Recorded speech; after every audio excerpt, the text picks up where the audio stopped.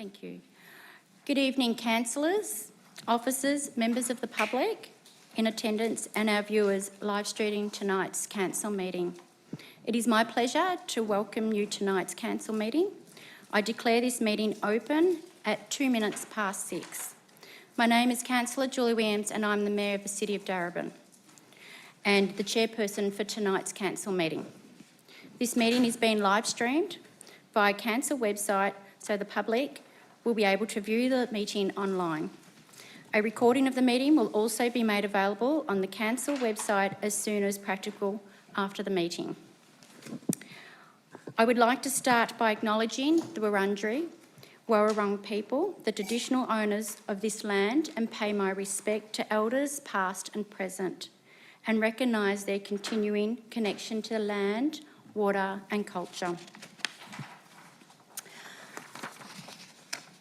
Before I commence, I would like to introduce the councillors who are with us this evening. I have Councillor Newton, I have Councillor Rennie, Councillor Hannan, Councillor McCarthy, Councillor Lawrence, Councillor Messina, Councillor Greco and Councillor Dimitriadis just stepped out and will be back in a moment. Also this evening, I would like to introduce our officers. I have Peter Smith, our CEO, and General Managers. I have Jodie Watson for Governance and Engagement, Sam Hewlett, Operations and Capital, Kylie Bennett's Communities, Rachel Olivia for City Sustainability and Strategy, Jodie Darebin, Coordinator Governance Service. Sorry, thank you all, and let's get underway. Do I have any apologies this evening? I believe we do not have any apologies. So, disclosures of conflicts of interest. Councillors and officers, are there any conflicts of interest or interest to declare this evening for tonight? No. Councillor Lawrence.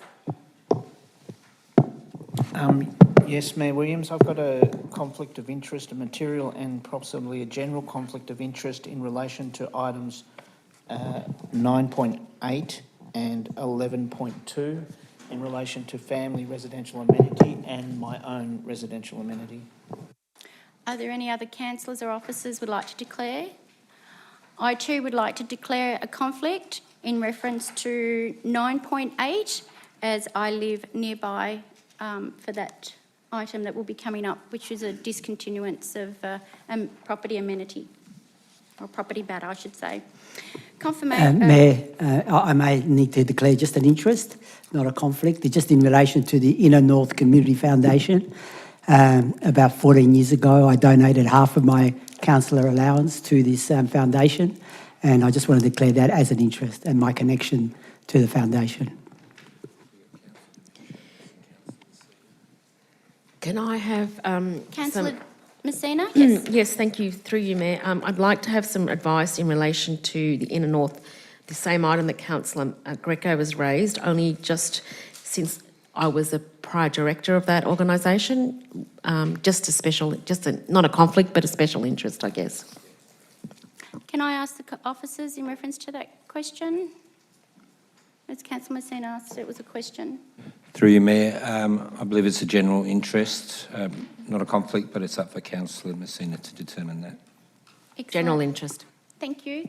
Any other councillors? Councillor Dimitriadis.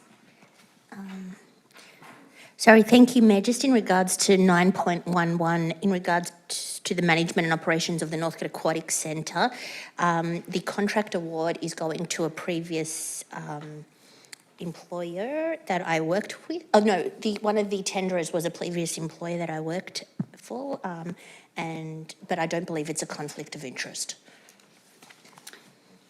Thank you very much, councillors. I appreciate that.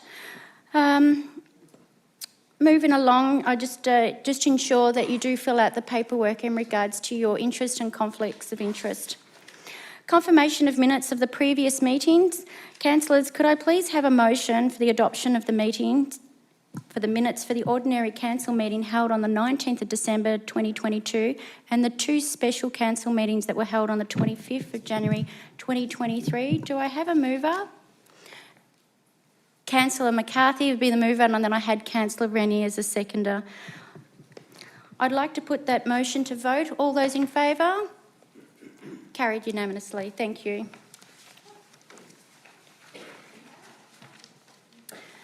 Item number 6, Council's occupational health and safety responsibilities. Council has an occupational health and safety responsibility to ensure everyone attending tonight's meeting, both in or online, feels safe physically and emotionally. Public question time to item 7. Before we commence public question time, please note that we will allow 30 minutes for public question time. If we exceed that time, then I will ask for a procedural motion to extend question time for another 30 minutes. In line with Council's governance rules, no questions will be taken from the people in the gallery unless you have submitted your question before 12 p.m. today. You'll only be asked 3 questions and you cannot speak for more than 2 minutes. Be mindful, this is question time only and you're to only ask questions. Questions relating to notice of motions, petitions and urgent business will not be accepted in accordance with the governance rules. Like questions will be grouped together. The first person who submitted like questions can ask their question. For members of the public who have registered to ask their question in person, I will ask you and call your name when it's time to. A, if I call your name and you do not respond, I would take that you are not in the gallery and that one of our officers will read out your question on your behalf. Irrelevant to General Manager will then respond to your question. B, if you are in attendance, I will invite you to come to the lectern to state your name and suburb and you can ask your question. Like questions grouped together, as I said, the first person who submitted the like question can ask their question. So public question time. Do I have a Chris Wilkinson in the gallery this evening?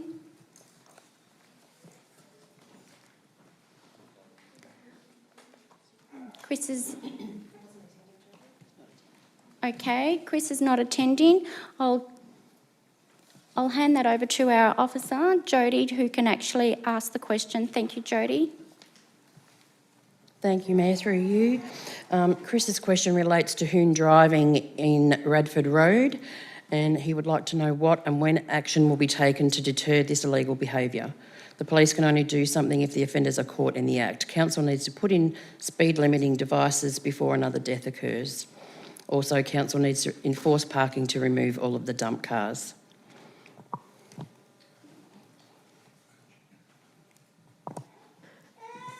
Through you, Mayor, thank you to Chris for the question.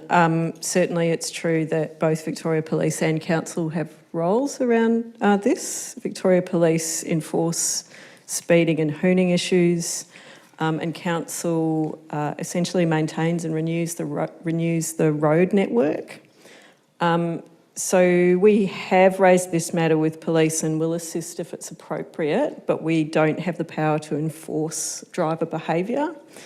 What we are doing at the moment is designing some safety treatments. So we know this area needs some improvements on the road. The design's happening this financial year, and at this stage we're expecting to install them in the 23-24 financial year. We do expect that to help deter hooning, but we can't prevent it entirely. Chris also asked about dumped cars in the area. We're doing some targeted enforcement at the moment. It has been making progress, but we're still finding we need to follow through to try and achieve a permanent reduction. Thank you. Thank you, Rachel. The next person I have who has asked or would like their question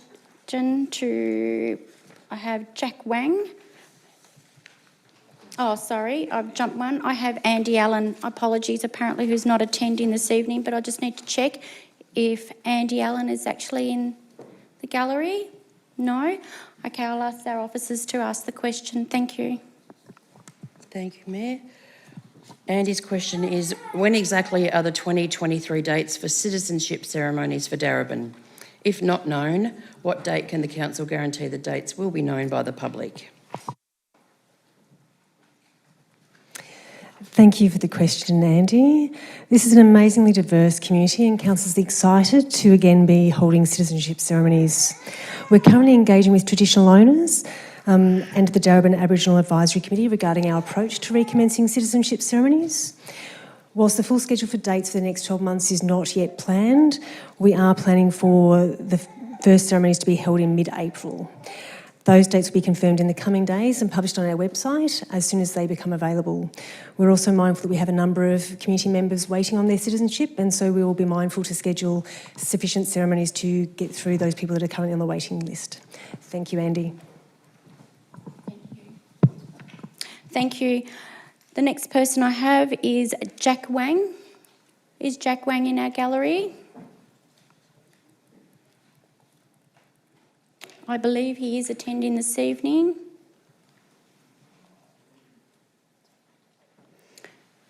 Thank you, Jack. If you can kindly please come to the lectern. Oh, yes. And can you please state your name, Oh, my name your is Jack. suburb, and then you can ask your question. My name is Jack Wang, and 466 High Street, Preston, and running business IP computer. And my question is, at the moment, City Council put a permit zone on the street. For us, we always have a problem for the parking. Or a lot of shops ask me, tell the City Council. Or the question is, can we get like a permit ticket for our running business? City Council always says support small business. My question is simple, just help us find a car park space. Otherwise, every day we're running everywhere to our parking place, or sometimes permit zone we can't parking. At the moment, you can see on the street, got a new permit zone on the Youngman Street and Wilcox Street. Look like all empty at the moment. All right, even we can't get any parking. So this is our problem. We need a City Council to think about this problem. All right, that's my question. Thank you, Jack. I appreciate your question. Over to Olivier. Sorry, Rachel Olivier. Thank you, Mayor. Thank you, Jack. What I can let you know is that Council is currently reviewing its parking permit policy, so it's done some consultation recently. We're expecting to run a second round of community consultation in April, and certainly I would encourage you to participate in that, but I will also share your question and feedback today with the responsible manager. The thing I can say is that some of the areas you're talking about where there is high traffic in commercial areas, one of the things Council will have to consider at the point in time it's thinking about its policy is how to balance a range of needs. So there's customers and workers and residents and visitors, and what we find is that in those high demand areas, there just isn't enough room for everyone who wants to park close to where they're going, and so that will be a challenge our councillors will need to grapple with at that point in time. Between now and then, we'll do some more community engagement to make sure we're understanding everyone's needs. Thank you. Okay, I'm more happy people, not just like a City Council person, come to the shop or ask the person what they feel. You've asked your question, Jack, and I'll get to our officers. They can follow up with you All at right, a later date. I appreciate you coming here this evening. Okay, Thank you very much. Elizabeth Lamb, I believe Elizabeth is also attending this evening. Is she in the gallery?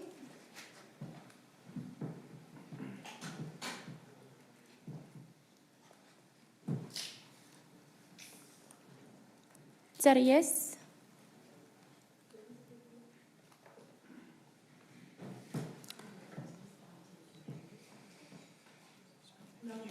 Okay, I'll hand that over to our officer. Thank you, Jodie.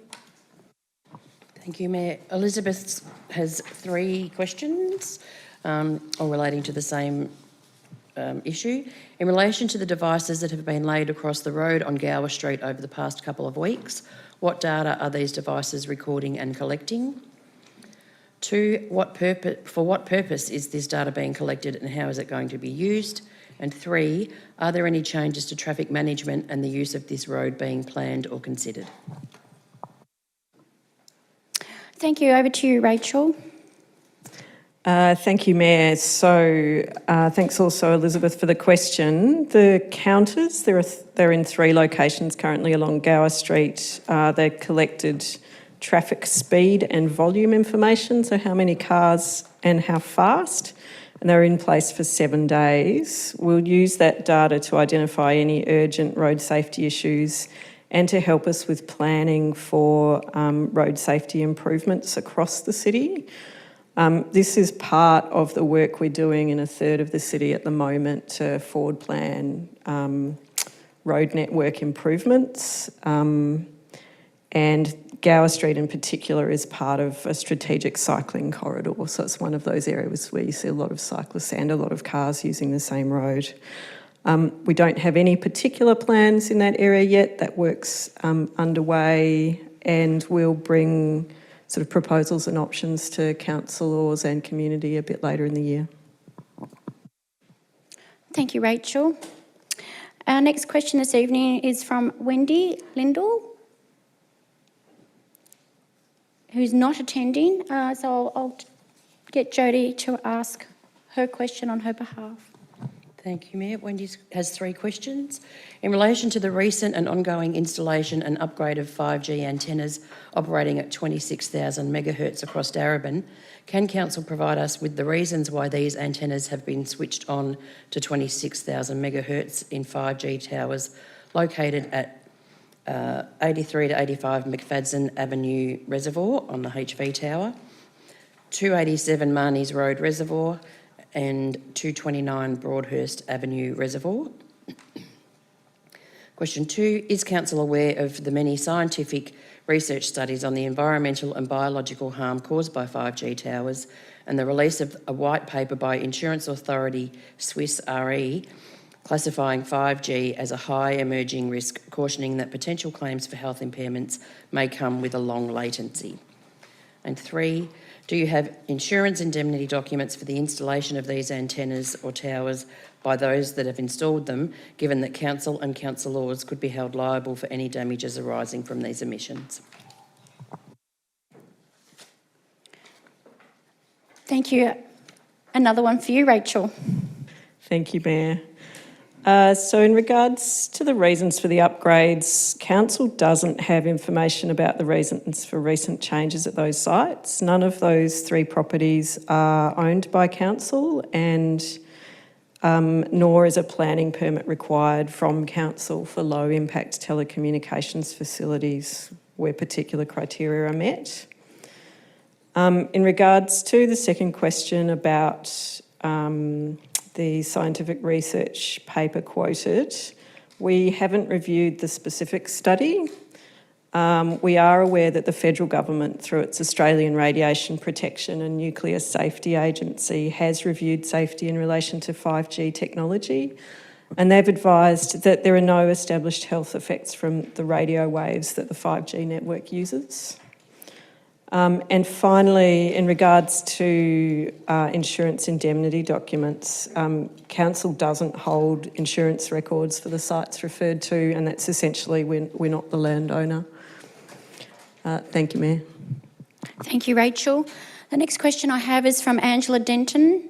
I believe she's not attending, but I'd ask whether she's here or not. Give her a moment. No, I believe not. Over to you, Jodie. Thank you, Mayor. Angela has 3 questions. The first is, how many parking permits have been granted to properties on Aldous Avenue, and does the number of parking permits, when added to the 8 temporary parking permits for film crews, exceed the number of available spaces? And if yes, how does Council rationalise the issuing of the permits, given the permits for the filming activity is at the same times when residents would normally be requiring parking in the street, i.e. 6 a.m. to 9:30 p.m? Previously, film crews have been granted permits to occupy a significant number of car parking spaces in the Mitchell Street car park area. What is the background to the film crew relocating their vehicles from the public car park to Bastings and Wimble Street, and why are they permitted to occupy car parking designated for disabled persons? And 3, Council granted a waiver for on-site parking at the 4 three-bedroom townhouses at 21 Aldous Avenue on the basis that the landowner had repurposed these car parks to gardens that were more benefit to residential amenity. Yet Council have rejected an application to demolish 23 Aldous so the owner of the townhouse complex at 21 Aldous Avenue can extend his private gardens. On what basis is Council refusing the application, and how and why has the policy changed in this application? Thank you, Jodie. Over to you, Rachel. Thanks again, Mayor. So, in regard to the first question, I can confirm there are 12 current residential parking permits issued for Aldous Avenue, Northcote. We don't specifically consider that number when we're considering a filming permit. What we consider is whether the parking requested by a film crew can be reasonably accommodated in the nearby streets. So we're looking at the demand, the pressure on the street, the timing of that pressure, the peak times of that. And that's because parking pressure comes from multiple sources, including people who don't have permits, so visitors, customers, those sorts of things. In regards to the question about why the film crew is using a different area for parking than they used to, we don't have information about why they've changed what they request of council. We assess each application on a case-by-case basis. What I can clarify is that our permits don't allow a film crew to park in an accessible parking bay or take a disabled spot. So we'll reach out to Ms Denton and clarify if something has gone wrong there and needs follow-up from a compliance perspective. And then finally, in regards to the planning question that Ms Denton's asked, certainly planning decisions are made on a case-by-case basis. We consider the applicable policy at the time, and there's quite a gap in time between these two matters. In regards to the planning application at 23 Aldous Avenue, Council refused the proposal primarily because of heritage matters. So it's in a heritage overlay area and it wasn't meeting heritage policy. The decision's been appealed and the matter is currently at VCAT. We don't yet know the final decision. And in regards to the older decision relating to 21 Aldous Avenue, I can confirm that I've previously conducted an internal review of that matter and communicated in detail to the resident. I can confirm today that my most recent letter to Ms Denton about this remains current. Thank you, Rachel. I have another resident, Caroline Lunt. I believe she's not in attendance, but I will just quickly scan the room. Who has a similar question to Geraldine Wood. Is Geraldine in this evening?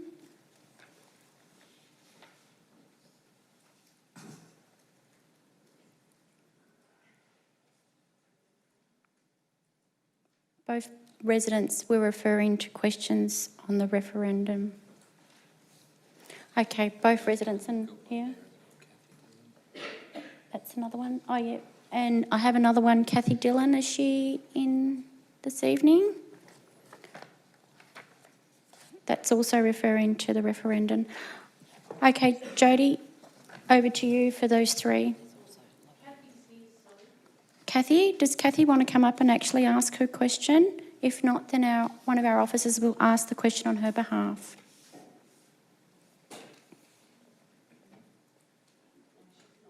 She's not. No problem. Thank you. Jodie, over to you. Thank you, Mayor. Just for reference, there is also a question from Louise Kenny-Shen as well. So all of these residents have asked questions in general about the voice referendum and whether council is proposing to acknowledge or support one way or another the referendum. Thank you.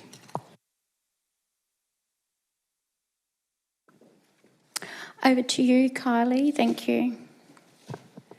Through you, Mayor. Firstly, I'd like to thank Carolyn, Geraldine, Kathy and Louise for their questions. I can advise that at this stage, Council is seeking views and advice from the Darebin Aboriginal Advisory Committee and the Wurundjeri Woiwurrung Cultural Heritage Aboriginal Corporation as per appropriate cultural protocols and requirements under the Local Government Act. We are also listening to ongoing community conversations in this space, following the critical principle of letting Aboriginal people and community voices lead on this matter. This process is in accordance with the 2019 Statement of Commitment to Traditional Owners and Aboriginal and Torres Strait Islander people, which was co-developed and signed with the Darebin Aboriginal Advisory Committee and the Wurundjeri Woiwurrung Cultural Heritage Aboriginal Corporation. Council hears this call and will continue to seek guidance from traditional owners and Aboriginal and Torres Strait Islander communities on and respect their leadership towards self-determination as per the recommendations of United Nations Declaration on the Rights of Indigenous People and towards a fairer Australian society and at our own local level, a fairer Darebin. In line with the Statement of Commitment, Council is taking a broad principled position, continuing to support the key principles of sovereignty, justice and self-determination, while recognising and respecting that the Uluru Statement from the Heart may not fully align with the needs and beliefs of all Aboriginal and Torres Strait Islander people. In due time, having followed cultural protocols and upholding Aboriginal cultural rights as per the Victorian Charter of Human Rights and Responsibilities, Council may take a more definitive position. For now, we are still in the listening and learning phase on this issue. Thank you, Kylie. I have another question from Louise Kenny-Shen, which is not referring to the referendum, it's actually referring to the Reservoir Leisure Centre. So I'll hand that over to you, Jodie, and you can ask that question on her behalf. Thank you. Thank you, Mayor. Louise's question is, can Darebin Council advise when the central hallway leading from change rooms to pool at Reservoir Leisure Centre that has been closed off for close to 12 months now will be repaired and opened, and also when, whatever the reason for the plastic bollard in the learn to swim pool is scheduled to be repaired? I'll hand that over to Melanie McCartan. Thank you, Melanie. Thank you, Louise, for that question, and through you, Mayor Williams. The safety barriers have been erected to prevent access to an area that requires roof renewal works, and it is very much hoped that these works will be carried out in 2023. Council officers identified the issue with the tiles in the Learn to Swim pool on Sunday, and have contacted the contractors to repair the tiles in that pool as soon as possible. Thank you, Melanie. I have another question from a resident, Roger Matea, who apparently may or may not be attending. So I just want to confirm whether Roger is here this evening, and if he is, whether he'd be interested in coming to the lectern to ask his question. If not, I will hand that over to thank you. To you, Jodie, another one. Thank you. Thank you, Mayor. Question 1 from Roger. You claim to be a Green Council. Why was the beautiful tree removed from the roundabout at Rathcown and Cheney's Road Reservoir? And 2, there is a dangerous patch-up job done on the footpath at the corner of Nutwood and Ramley Streets Reservoir. When is the footpath going to be adequately and safely repaired? Thank you. I believe that Sam Hewlett will be answering that question. Thank you, Sam. Thank you, Mayor, and thanks, Roger, for your question. The tree at the roundabout at Rathcown and Cheney's Road was recently assessed by Council's arborist and determined to be in declining health and exhibiting poor structure. As a result of this inspection, it was removed by Council, and we've listed it for replacement in next year's tree planting program, and a suitable native tree will be considered. And in relation to the asphalt repair, it's a temporary repair, and it's to alleviate the immediate tripping hazard. The permanent replacement will be scheduled within the allocated timeframes of our road management plan. We'll revisit the site again this week just to be sure it's still safe. Thank you, Mayor. Thank you, Sam. I have a question from Angelique Matea. Is Angelique in? Angelique, would you like to come to the lectern and can you just state your name, the suburb, and you can ask your question. Thank you, Angelique. Thanks, Mayor. Angelique Matthias, and I live in Reservoir. I have a three-part question. When will Darebin Council, if they adopt the 20-minute neighbourhood program outlined by the Victorian Government, how will the 20-minute neighbourhood affect our current infrastructure? And will we need a permit to leave our 20-minute neighbourhood? Thank you. Thank you. I believe that Rachel will be answering your questions this evening. Thank you, Angelique. Thanks very much, Mayor and Angelique, for the question. Firstly, I can say I'm not expecting 20-minute neighbourhoods to have an impact on infrastructure, and certainly there are no plans to consider permits for leaving neighbourhoods. We have no power or authority to consider such a thing. It's not within Council's power. What I might say is that 20-minute neighbourhoods are an idea about helping plan cities that are good for people. They're not a restriction or a regulation. Certainly there are some things that Council already refers to in its decision-making that have high-level principles relating to 20-minute neighbourhoods. So the Victorian Government's Metropolitan Plan, Plan Melbourne, has high-level principles relating to 20-minute neighbourhoods. The idea is that if people live close enough to walk to shops, schools, health services, jobs, within about 20 minutes, then that's a good way to live and people can live well, but it's not a restriction or a regulation. And then, in fact, the other place where Council already references this is in its 2041 community vision. So our community deliberative panel came together. It's a group of residents to develop a vision for the city for 2041. And within that, there's sort of a high-level vision. There's several pillars. One of the pillars identified was prosperous, livable and flourishing. And within the detail of that, the vision said for Darebin to be a 20-minute city with access to amenities and services close to our homes. It's an aspiration for people to have what they need nearby, not a restriction. Thank you.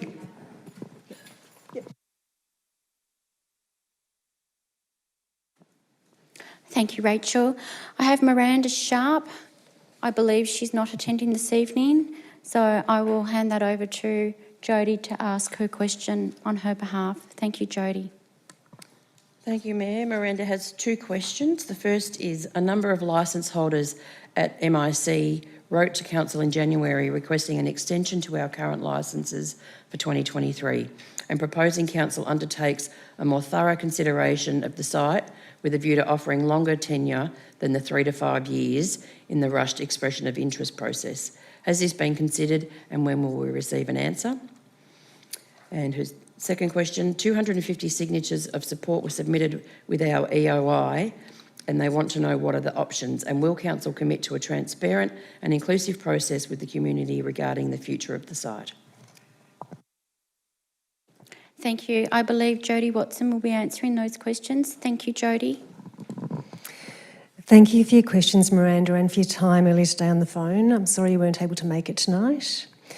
In response to your first question, I would clarify that the legal status is that Darebin Enterprise Centre Limited, trading as MIC, has a lease with Council until the 18th of May 2023. And as such, Council has no direct or legal relationship with the licensees of MIC. On the 17th of January, Council were notified by Darebin Enterprise Centre Limited that they were seeking no further lease of the premises and would be vacating the premises at the end of the lease in May.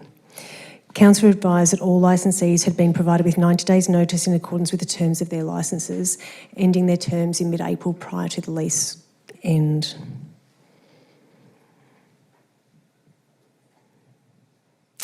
In terms of the EOI, Council is committed to a public expression of interest. Apologies, I'm just coming back to what I missed. Miranda, in terms of your request, it was received on the 31st of January after Council made a decision on the 27th of January with regard to the future of this site. On the 27th of January, Council endorsed a resolution to commence work on a master plan to determine the long-term future of the property. Your request was received following this decision on the 31st of January, and I understand whilst officers have spoken to you, you may not have received the response you expected, so we'll provide a written response by the end of this week and follow that up with a conversation also. In terms of the EOI, in regard to your second question, Council has committed to a public expression of interest for use of the site by all interested parties in fulfilling its statutory obligations with regard to property use. The EOI has now closed and the evaluation of submissions is underway, including the evaluation of the submission you raise. I'm pleased to confirm that there will be community consultation in the development of the vision for the future of the site at 2 Wingrove Street, Alphington. Thank you again for the questions. Thank you, Jodie. Because we've just gone over 30 minutes for question time, I'll need to ask councillors for a procedural motion to just extend that question time. So I have Councillor McCarthy and I had Councillor Rennie as mover and seconder. All those in favour? That's been carried unanimously. Thank you. I have, for the next question, is from Serena O'Mealy. Is Serena in? Thank you, Serena. If you'd like to come to the lectern and just state your name, your suburb and your questions. Thank you. Thank you, Mayor. Serena O'Mealy, I'm in Reservoir. So the first question is, please provide a progress report on the purchase of 3 parcels of Vic Roads land within Clements Reserve. Did you want me to read all 3? Yeah. 2, I remain very concerned about the neglect of Clements Reserve. Most recently, instead of weeding the area... Can you kindly speak into the microphone? We can hear you a little bit, but it's the people online that won't be able to hear you. Thank you, Serena. Sure. I remain very concerned about the neglect of Clements Reserve. Most recently, instead of weeding the area as requested, it was slashed, causing damage to the rewilding efforts. What can be done to ensure that the park is properly maintained? And I'd just like to add that I'm happy to meet with anybody from council down at the park so I can show them what I'm talking about. And thirdly, when will the remediation works commence at Clements Reserve to address the lead contamination that was discovered in the park? Thank you. Thank you, Serena. I believe I have Jodie that will answer the first part of your question. Thank you for the question, Serena, and your continued interest in Clements Reserve. I'm pleased to advise that Council and the Department of Transport have reached in principle agreement with regard to the sale of the 3 parcels of land. This matter will be reported publicly at the earliest opportunity upon that contract being finalised, so that there will be full transparency about the process that we have been through. Thank you. And Sam is to answer the second part. Thank you. Thanks, Mayor, and thanks, Serena. We're a bit concerned as well, Serena, when we heard that perhaps some of our rewilding effort might have been slashed. That said, we'll continue to maintain the site until a decision is made on the purchasing, which my colleague Ms Watson has just described. We obviously try and be mindful of the existing planting. Clearly we've failed on this occasion. We'll arrange a crew to be out there this week just to have another look and see how we might improve that. Just in relation to the remediation, once the decision's been made on the purchase, Council will be asked to consider the timing and cost and scope of the remediation, so we imagine that might happen soon too. Thank you. Thank you, Sam. The next question I have is from John Nugent. Is John in our audience this evening? Thank you, John. Would you like to come to the lectern? Just state your name and your suburb and your question. Thank you. My name is John Nugent and I live in Epping. Before we start, Madam Mayor or Mayor Williams, may I get these questions that are answered in writing? Even if it's a copy of the minutes sent out to me, that will be fine. Okay. Will do. Thank you, John. Thank you kindly. My first question, what was the cost of the new lights at Donald Reserve East and Dole Reserve, including contribution or grants given towards the installation of these lights? Thank you. Did you want to ask your second question? Yes. And then And the third question. and then I'll That's get fine. the officers to answer all in one go. Thank you. Question 2 was, how many administration staff in each of the following buildings? Preston Customer Service, Reservoir Library Customer Service, and the Northcote Town Hall Customer Service. And can you please advise how many male and female managers council has? Thank you. Thank you, John. The first part of that will go to Melanie. Thank you, Melanie. Over to you. Thank you for your question, John, and through you, Mayor Williams. So the sports field lighting projects at JC Clements Reserve, which was for pitches 6 and 8, IW Dole Oval and JE Moore Park, which are all in Reservoir, were supported by funding from the 2021 SRV Community Sports Infrastructure Stimulus Funding Grants, up to a total of $1,017,626. Council was required to contribute at least 10% of the cost of these projects, and we're currently finalising the acquittals for these, and unfortunately don't have the final figures available at this time, but we can provide them to you once that's been finalised. Thank you. Thank you, and I believe Jodie will be answering the second and third part of your question. Thank you for the question, John. I might catch up with you after question time just to clarify this second question. In relation to the customer service staff question, when you talk about buildings, it would be helpful for me just to clarify whether it is the building that Preston Customer Service occupies, which is a much larger administration building, or if it's just intended to be the staff providing that particular service. So I'll then be able to find that information for you and come back to you. I don't have that tonight, but I'll confirm with you after the public question time.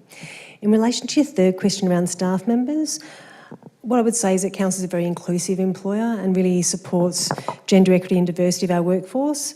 I can confirm at this point in time, we currently have 19 managers, of which 10 are identified as male and 9 are identified as male. Sorry, oh, my apologies. My apologies. 10 female, 9 male, John. Thank you. Thank you, Jodie. I have one question from Brian Shanagan. If Brian is in the gallery, if he'd like to come to the lectern and just name his name, state his name, suburb. Welcome, Brian. Thank you very much. Brian Shanagan, West Preston. Madam Mayor, I'm breaching standing orders to a certain extent here because I have no question, but I came here to personally congratulate you on becoming mayor, and I would like, with the indulgence of councillors and staff and the gallery, to do that. So, Madam Mayor, it was a great thrill to me to see you elected mayor, because I believe you're a woman of great moral probity and integrity, and I think that you will. I think you, in conjunction with the new CEO, will bring a new era of harmony, stability, and everything that goes with that to the future of the council. I had meant to start by saying I'd like to thank you from the very bottom of my heart for the message of condolence that you sent to me on the death of my beloved nephew Marcus in December. I must say this: you're a woman of great kindness and caring, no doubt about it. And my twin sister, who was Marcus's mother, and her husband Tony were greatly comforted by your message of condolence, and so indeed were the rest of Marcus's siblings and his extended family. So I'd like to thank you very much for that. It's, as I said, it's something that characterises you, Madam Mayor. I've watched you. I've been around the place for 50 years, active in politics, and I've watched you come from a community activist, and at a time where I bet you didn't believe that you would one day be mayor, but now you are. And the office of mayor in a city such as Darebin is a great honour, and it's an honour that I believe you've richly deserved. A good elegy is a short elegy, and I'll finish it with I'll finish it with an anecdote. The former leader of the Chinese Communist Party and Premier Mao Zedong, on his deathbed, his chosen successor, Hua Guofeng, was at his deathbed, and Chairman Mao said to him, "With you in charge, I'm at ease. Madam Mayor, with you in charge, I am at ease." Did you have a question at all, Brian? Yeah, how are you going? I'm very honoured to be the mayor of this great city and given the opportunity to serve and make a positive impact on many lives in this community.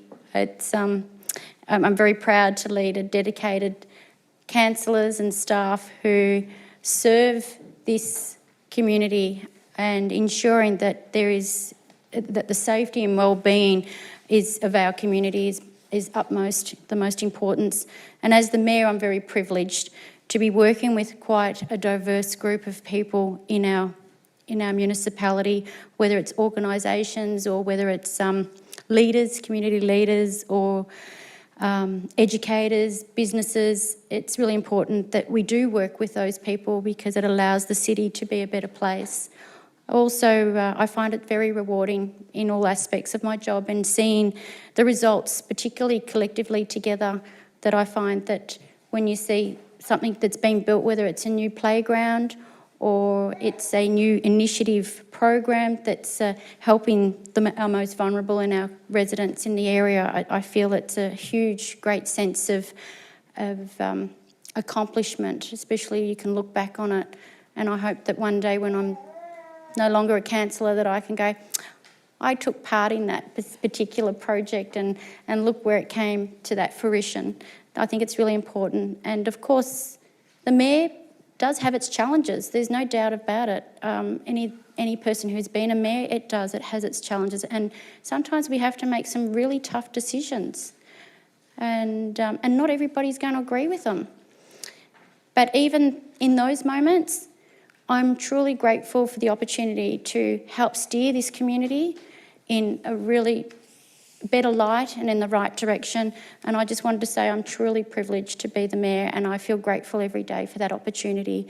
And I look forward to continuing with staff and councillors, ensuring that this place is even better for those who live, work and play. So thank you. No clapping, but I appreciate it. I believe that is the last item for this evening for question time. We have submissions. Councillors, governance rules permit members of the public to register to address an ordinary council meeting in relation to matters listed on the agenda. Thank you to those people who have registered their intention to do this. Prior to the relevant agenda item, those people who have registered to make a submission will be invited to come forward one by one as addressed by the council. We have one submission this evening, and that is from Serena O'Malley in relation to item 9.6, Councillors' Media and Social Media Policy. Serena, I believe that you would like to make your submission now, so if you'd like to, you can please come up to the lectern and make your submission. Thank you. Thank you, Mayor. I'm glad to see that the proposed social media policy has improved since its last iteration, but there are a couple of concerns I'd like to raise. In Proposition 7 in the policy, it says that it is the role of the Mayor and the councillors to endeavour to prevent reputational damage to Darebin City Council. I don't believe that's the role of the Mayor and the councillors. And I just want to refer back to the conduct standards, which are attached as attachment 1 to the agenda item. It talks about, a councillor must not discredit or mislead council or the public, and then it goes on to speak about it in terms of behaviour. So this conduct policy is about behaviour. It's not about the reputation of the council per se. So I just drawing that to people's attention so you can make that distinction. People need to be able to make fair political comment about the operations of the council. The second point that I wanted to raise was in respect of paragraph 10, where it says councillors must ensure that any such comment is devoid of any content that could be reasonably construed as being derogatory, offensive or insulting to any person, including a member of council staff. Now that cross-refers to the previous paragraph, which is only about media. It's not dealing with social media commentary, and as we all know, social media commentary is where things are going wrong in this municipality. So again, I'd go back to the attachment 1, where it talks about at the front treatment of others. A councillor must, in performing the role of a councillor, treat other councillors, members of the council staff, the municipal community and members of the public with dignity, fairness, objectivity, courtesy and respect. Could you kindly summarise, please, now?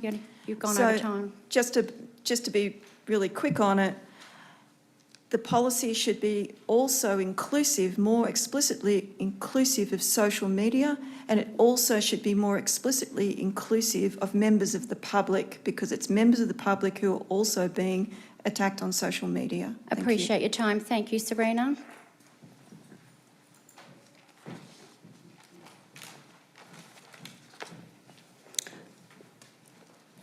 Petitions this evening. I believe we do not have any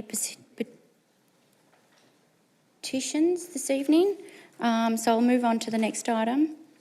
Councillors, we have a really big agenda this evening, and I'd really like to get through line by line and time limits of our governance rules. So I will be permitting our questions and officers to prior to commencement of the debate, and each item, if I think sufficient questioning has been occurred, I'll exercise my right under the governance rules to limit questions and ask the debate to commence.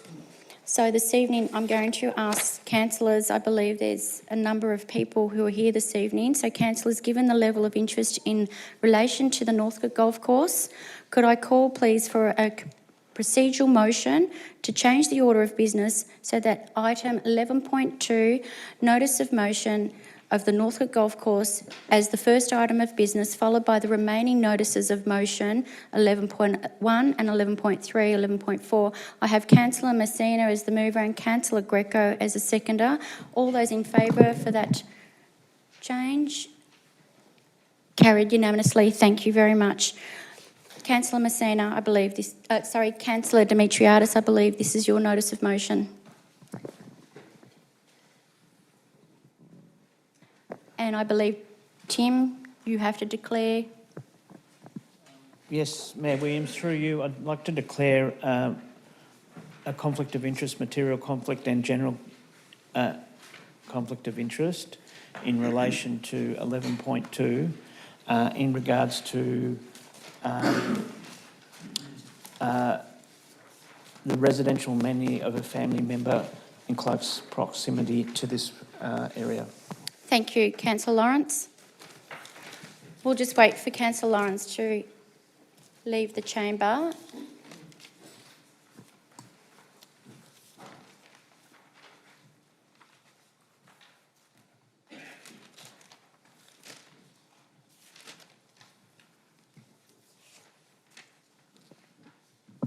Thank you. And if our officers could kindly put that notice of motion up on the screen. That is your notice of motion, Councillor Demetriadis? Yes, that's right, Mayor. Thank you. I have a mover. Do I have a seconder? Thank you, Councillor Greco. Councillor Demetriadis. The Northcote Golf Course redesign project has caused much angst in the community, and unfortunately council has a lot to answer for.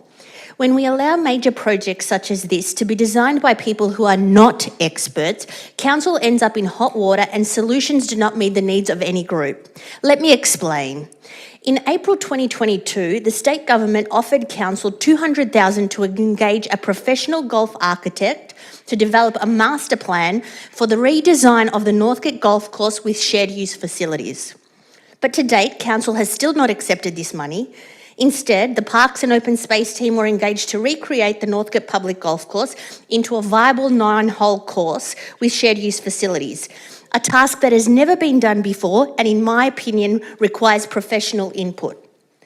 As a result of this design, we are now witnessing unfortunate outcomes that have not only caused dissatisfaction amongst many community users, but this unprofessional design has caused safety concerns.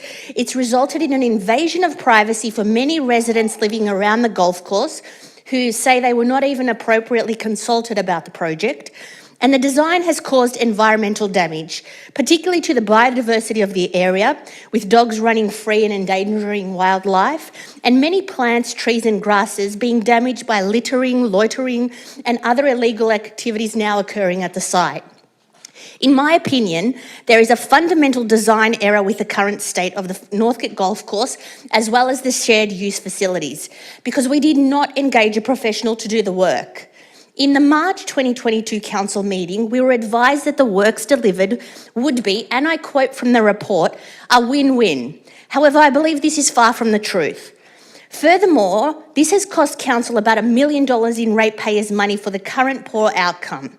Therefore, I have no hesitation in admitting that council has made a big mistake with the Northcote Golf Course project because a professional was not hired to do the design work. And it is time we rectify this situation by finally accepting the state government's grant and immediately undertaking the process to engage a professional golf architect in order to ensure Darebin has a credible plan for a viable 9-hole golf course with shared use facilities. This will then put council in a stronger position to seek government investment, and it will also deliver a master plan for a shovel-ready project. Thank you. Thank you, Councillor Demetriadis. Councillor Greco, would you like to speak as being seconder or? Mayor Williams, I reserve my right to speak. No problem. Do we have any other speakers in reference to, if no other speakers for or against, objecting? Don't wish to speak, but rather move an amendment, if I may, Mayor. Sure, Councillor McCarthy, thank you. Thanks, Mayor. Do our officers and it's been circulated? Yes, it was sent through to officers, to all EMT. Great, thank you. Can our officers kindly have that up on the screen?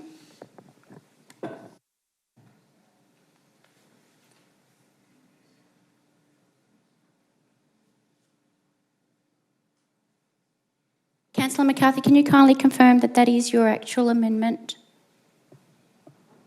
That's correct, Mayor. That is the amendment that was sent through. Does the mover and seconder accept that amendment? No. No. Okay. As the amender, would you like to speak on it, but I need a seconder for your amendment? Councillor Rennie, thank you very much. Would you like to speak to your amendment? Thank you. Thanks very much, Mayor, and thank you also to Councillor Rennie. So in relation to this amendment, I thank Councillor Demetriadis for bringing this matter into the chamber. As Councillor Demetriadis and all councillors would know, council officers have been engaged, as they rightly should be, with the range of stakeholders engaged with both the Northcote Golf Course and, of course, also the new open space area that has become available this year. It's fair to say that when you transition an area from being a golf course to becoming public open space in a short space of time, there are a number of things which actually can enhance and support that experience. And therefore, one of the opportunities that I'd like council to consider is, rather than doing what has been described in the original notice of motion, which is to seek the $200,000 to fund a concept plan, which would then necessitate significant capital works which are not currently provided for in council's budget, rather to seek the support of the state government through our local member and other local members who may wish to take an interest, to see that money invested instead in the sorts of very practical and tangible improvements that are required. And now that could be ground rehabilitation in relation to the golf course itself. It could also involve the range of things listed there, which have been raised with councillors, I know raised with myself, and I know also with our officers as well. One of the things, Mayor, that we've spoken about, and I know councillors have spoken about, is the importance of providing security, safety on site for all participants, both golf and also in the park area, and also to really protect and support and respect that interface, which Councillor Demetriadis made reference to in relation to adjoining properties. And hence there is an opportunity to partner with the state government immediately, to reach out, a hand of friendship to the state government and to say, help us support these activities, support the transition of these spaces in this way, and of course, support the golf component as well. So it's not just about the park, it's also about the golf, a practical response to what our community is currently dealing with. If we go down the path of asking for $200,000 to be spent on a concept plan, that does not resolve the immediate practical concerns that were raised by Councillor Demetriadis. And I think what our community would prefer to see, both those who play golf and those who are using the park and those who live adjacent to the facility, and also those who have just started to pass through the area, is actually investment in the practical things that make this a great place. So, councillors, I'm appealing to you to consider going back to the state government, appealing through our state member who is very active on this and many other issues, and saying, can we invest this money instead in those practical things which we know will make a difference? There is a lot of things that are said in the lead up to elections. There's a lot of things that can be said differently after elections, and I have absolute faith that the state government can rethink what this money can be used for, and I'd like us to make that approach to them as part of this motion. Thanks, Mayor. Perfect timing, Councillor McCarthy. Councillor Rennie, you've been the seconder for this amendment. Would you like to speak on this amendment? Thanks. Are there any other speakers on this amendment? Councillor Demetriadis. Thank you, Mayor. I'm voting against this amendment because I personally believe it's misleading the community. Firstly, the $200,000 grant from the state government has specific criteria attached to it, as any grant would. Since May 2022, Council has been in negotiations with the state government about the grant, and the position has always been that no changes to the $200,000 grant criteria are permitted. Therefore, raising this amendment is just another political tactic to create more drama and distrust within our community. Let me enlighten those councillors who may not have read the public information. The specific criteria for the grant are to develop a plan and design for the Northcote Golf Course to ensure ongoing use as a viable 9-hole golf course, to design and plan a new pedestrian and cycling pathway from Walk Bridge to Normanby Avenue, to design and plan for improvements to golf club rooms, and finally, to engage a golf architect to develop a tangible master plan for the site, as quoted in these letters from the Minister for Community Sport, Kat Theophanous, our local MP, and Sport and Rec Victoria. This criteria was specifically included to ensure that the design of the Northcote Golf Course project would look at key imperatives, such as preserving the ecological value of the site, incorporating better pedestrian and cycling connections, and this is all quoted, improving community amenities and infrastructure, opening space for passive recreation, growing participation in a viable 9-hole golf course, and generating opportunities for job creations and partnership with traditional owners.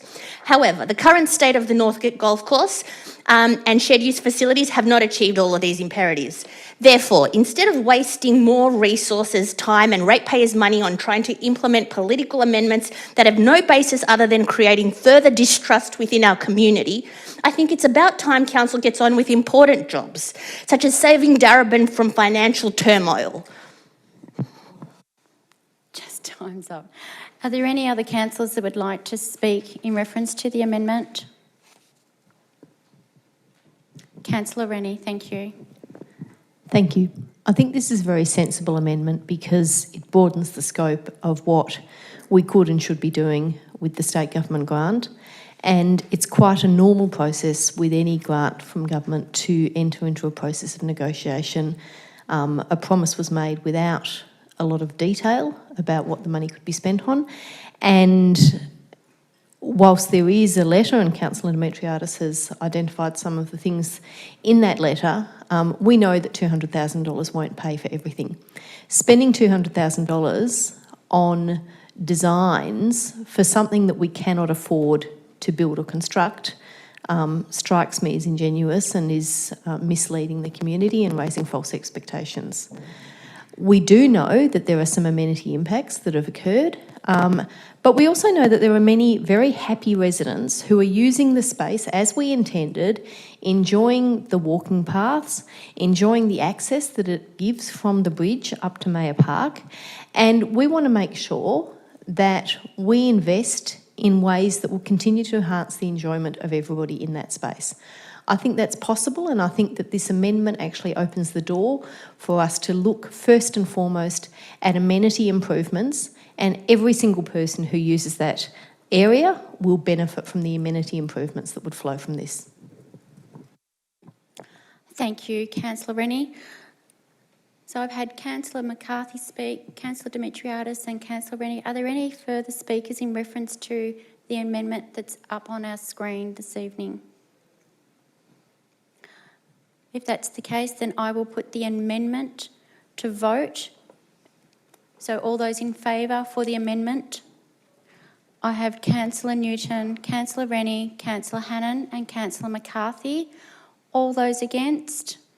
Councillor Demetriadis, Councillor Messina, Councillor Greco and Councillor Williams.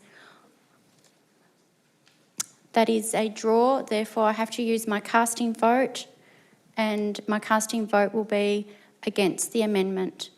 Therefore, we will go back to the initial notice of motion that Councillor Demetriadis put up. Do we have any further speakers on that?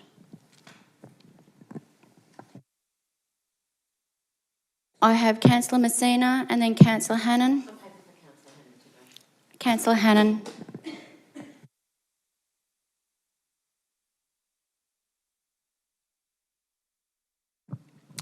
Thank you, Mayor. I'm speaking against this notice of motion on similar grounds to points raised by Councillor Rennie and Councillor McCarthy. I start with a general point that Council sets our priorities through our council plan, starting with the vision led by our community and through to our long-term and annual budgets and plans. There are always a range of funding opportunities that we can apply for, and we assess everyone in terms of its merits. We've had quite good success in recent years of gaining external funding from state government and others towards our priorities set by our plan and our vision. Some of those grants and opportunities come with strings that we're prepared to accept. Quite often they come with budgetary impacts that we're prepared to accept because they are consistent with the direction that we have committed to. This opportunity, while welcome, is very specific in terms of what it's tied to. It's not 100% consistent with the decisions and directions set by this council. Part of it is, and it would be sensible to seek to use their grant for the part that is. Part of it's not. So specifically, dot points 3C, timelines for the future redevelopment of the golf course and shared use facilities, go beyond what we have committed to as a council. We took a decision, it's being implemented, and we risk wasting time and setting false community expectations, committing will be major capital funds for something that has not been agreed to yet. Thank you. Thank you, Councillor Hannan. Councillor Messina, did you want to speak? Thank you, Mayor. I've heard a lot of passionate voices in this chamber, and I recall the time this came into council, and what we're looking for, and what was quite evident, was a win-win solution for the community. And I want to stop finger pointing and addressing where things have gone wrong. But they have. They've gone wrong with sloppy amendments, they've gone wrong with last-minute changes, and they've gone wrong with looking at integration between what's already there and what needs to be there. It's time to stop fluffing around, deliver what we need to. It is in the council plan. We voted on the golf course. We need to continue with that. We're addressing it. We're trying to bring it through for another 18 months so that the new council term will discuss what's going to happen. What we need to do is get on with the job. We need to stop dangling carrots to the community and just get on with the job. So that's why I'm therefore supporting this. I also do want to echo nice and politely about the letters that have come to us through the state member, Kat Theophanous, and also Ross Spence. I want to highlight that the grant was for the improvements of the club rooms to support community use, the use of a 9-goal golf course, a master plan for the site, design and planning only, connections, cycling connections, options to improve the amenities and the club rooms, a detailed master plan. That's what was written to us. That's what we need to continue and deliver, and we need to do it properly, and we need to stop the fluffing around, stop the magic wands trying to delay things and get on with the job. Thank you, Councillor Messina. Do I have any further councillors that would like to speak for or against the notice of motion that's up on our screen? Councillor Rennie. Thank you, Mayor Williams. I was speaking against this motion. There are many things that we might be offered money for, and just because you're offered money doesn't mean you have to accept it. We didn't ask for this $200,000, and to be frank, it's causing more headache than I think it's worth. Because what some people embraced as an offer of $200,000, I actually received more as a bribe to say, take this money if you'll do what I want with council land. And our community has spoken to us about what they'd like to see, and we made a decision based on the feedback that we got that we wanted shared use. I personally didn't agree with that decision, but that was council's decision, and that's where things landed. Sometimes we are offered money that will cost us more in the long run. Sometimes we're offered money that may actually set false expectations in the community. And so I say to members of the community who think that this is the panacea and that they'll get a remodelled golf course that meets some expectation, do not be fooled. It doesn't actually matter which way this decision goes tonight. We don't have multiple millions of dollars to reshape the golf course. And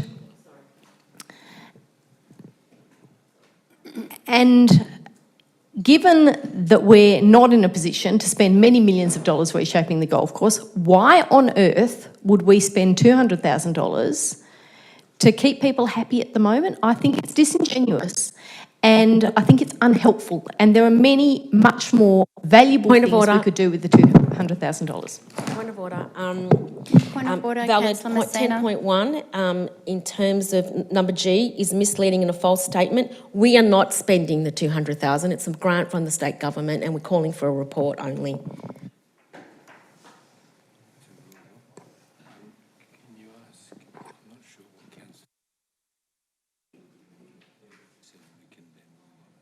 Yeah, Councillor Rennie, can I just ask you to repeat what you said so I can rule on whether... Certainly, for or Mayor. I against? believe that I said, why on earth would we spend $200,000, I think might be the phrase that Councillor Messina. Yeah, we're not spending that.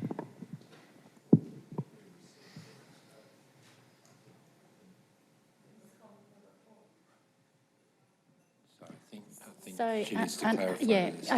I think you've jumped the gun by saying that we're going to spend it when actually this notice of motion is about calling for a report. It's not as if we're going to spend it or have spent it. Happy to rephrase. Thank you. That'd be great. Why on earth would we call for a report to spend $200,000 when we do not have... Point of order. We are not spending $200,000. Can she kindly reframe that and stop?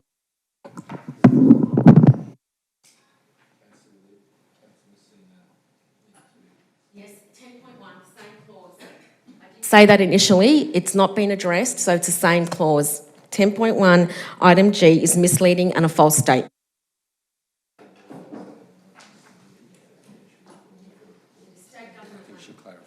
I think that Councillor Rennie was trying to clarify what she was meant by that. I'm going to overrule that and just ask her to continue. She has 10 seconds left. Is that okay, Councillor Messina? No, because she's still misleading. She is still saying that we are spending the money. She needs to retract that statement through you, Mayor. Councillor Rennie, can you kindly please elaborate or retract what you were trying to say? No, Mayor, I can't.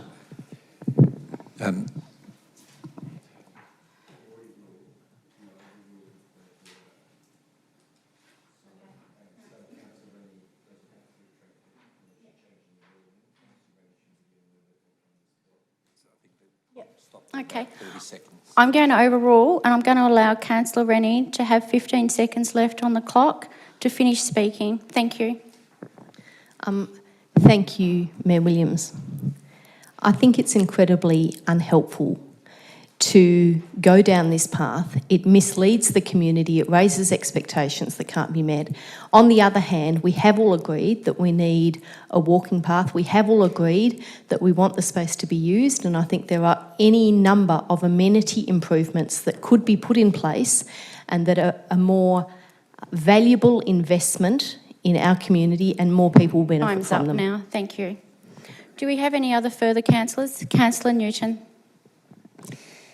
Thank you, Mayor. I'm against this motion as well.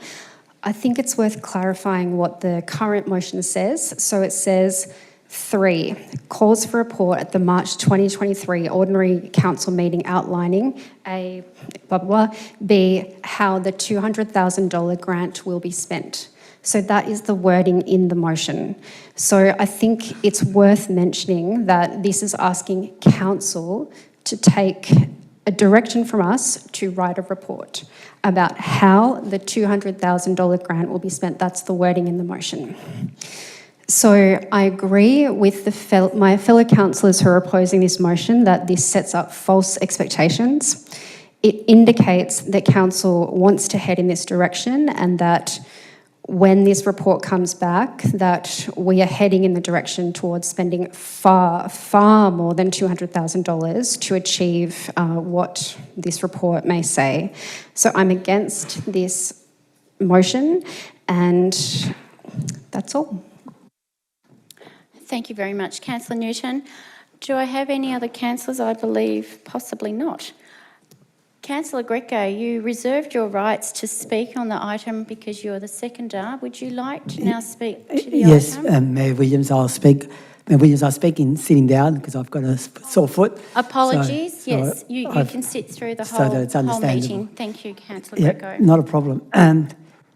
Look, I think the first starting point of this is that originally we had a motion that was passed through council that was supposed to be a win-win for the community.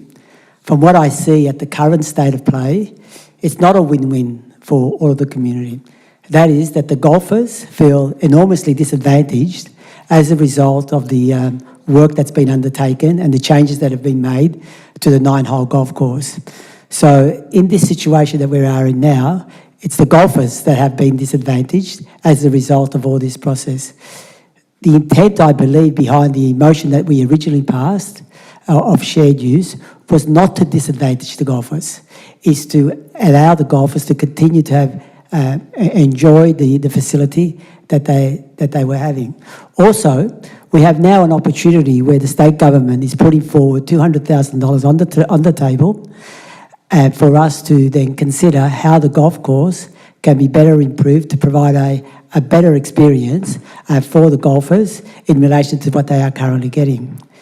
In terms of the open space area, that is being used. That is something that the community is already currently being enjoyed, as some of my colleagues have already mentioned.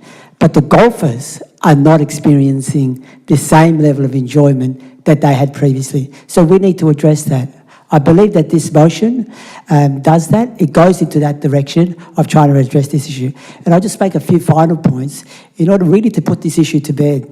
There's been a lot of politicking in relation to this issue. First, we had the issue about the Wurundjeri people needing to consult with them, and I thought that was enormously disingenuous of trying to talk about that as a way of politicising this issue. Then we had the issue about the open space. There's an abundance of open space in that area. And there's an issue of equity across our city where there are other parts of our city, exactly where we sit now, in the Preston area, where there is a lack of open space. And here we are, still harbouring on about giving extra open space to a community that are already privileged with open space. Councillor Greco, your time's up. Thank you. Councillor McCarthy, I did give everybody the opportunity to speak prior, and I did ask if there were any other speakers. The fact that Councillor Greco reserved his right to speak and he left it to last as opposed to reserving his right to speak before the notice of motion actually gets voted on, I'm sorry, I will not allow you to speak on the item. Sorry, Mayor, if I can ask you just to seek some governance advice, because we have had this situation before. The governance rules do not actually prohibit speakers after the seconder. I'd ask you just, if you can, get some advice before you make that ruling. I'm chairing this meeting and I believe that I have the final say in something like that. Mayor, if I can ask I you to will- refer... no problem. I will ask please our to governance to- refer to which part of the standing orders prohibits a speaker after the seconder. Just bear with me a Thank you. moment and I'll get our officers to kindly look into that. Thank you.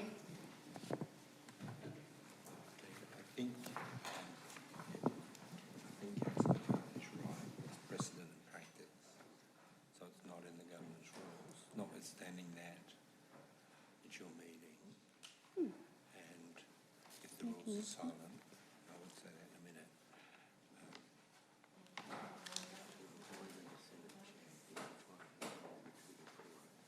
Do you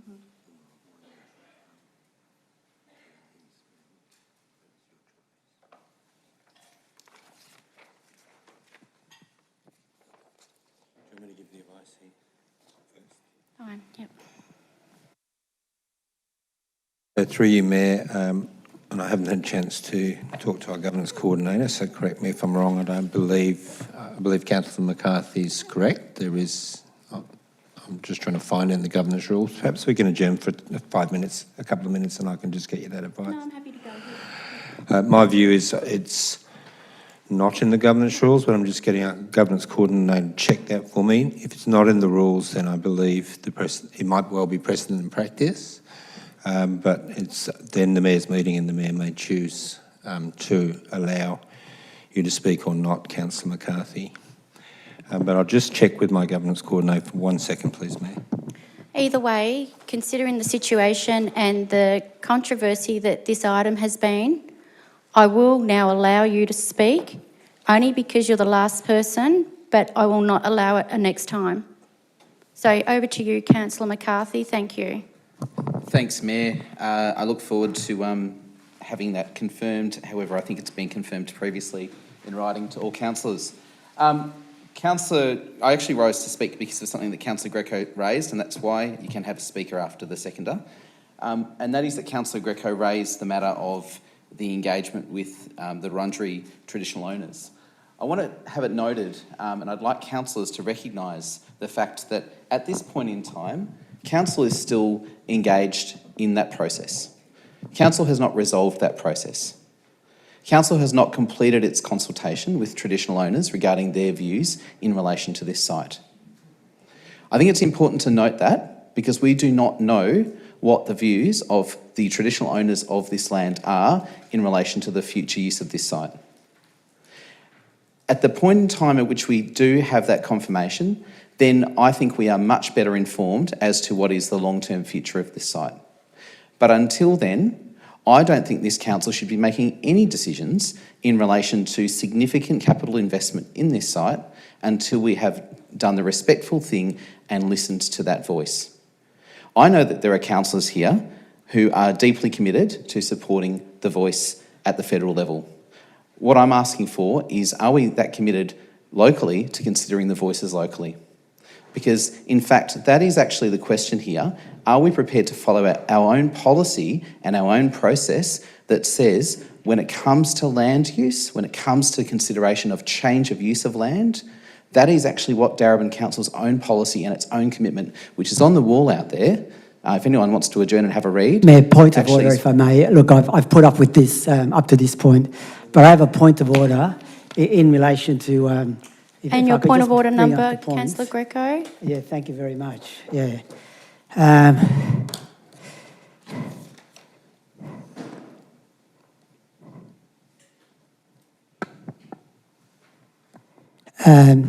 In relation to point G, that it is a misleading false statement. Also in relation that it's contrary to the meeting rules. Also that it's I believe that it constitutes improper behaviour on the part of the councillor.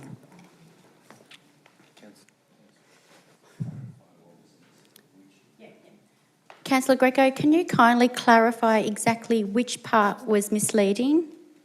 Well, the part or that's false misleading statement? is the part that Councillor McCarthy mentioned, that whenever we talk about perhaps the future use of land in this council, whether it may be a sporting field, a golf course, a football, right?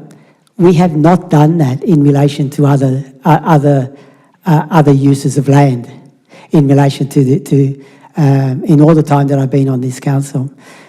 Just to give you an example, does that mean that the Bill Laurie Oval, does that mean that the Bill Laurie Oval, we will now have to consider that the Bill Laurie Oval has to go through a Wurundjeri process in relation to whether it should be open space or not open space? You explained yourself, and I appreciate It's that. absolutely Thank you, ridiculous, Councillor Greco. and it's Thank you. disingenuous on the part of Councillor McCarthy appreciate to you use going this into as a details and political giving us toy, examples. as Can a you political kindly? ploy. Thank you.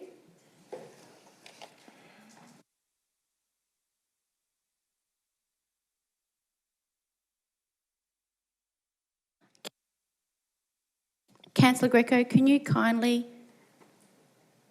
just calm down? Thank you.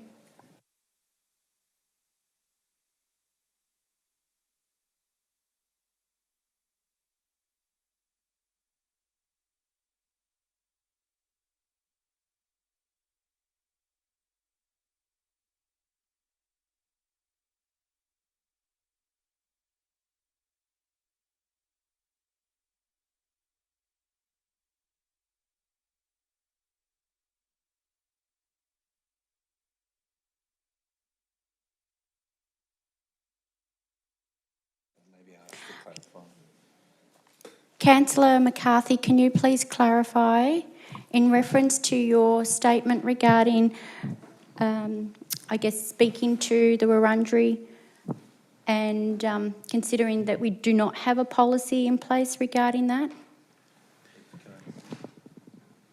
Through you, Mayor, I think, Councillor McCarthy, there's a general decision to consider land back, but there's no specific decision in relation to this site. So I think the Mayor's asking you to clarify that that in relation to your comments about this site, which is a subject of debate, that there's a general decision, but there's no specific decision in relation to this site.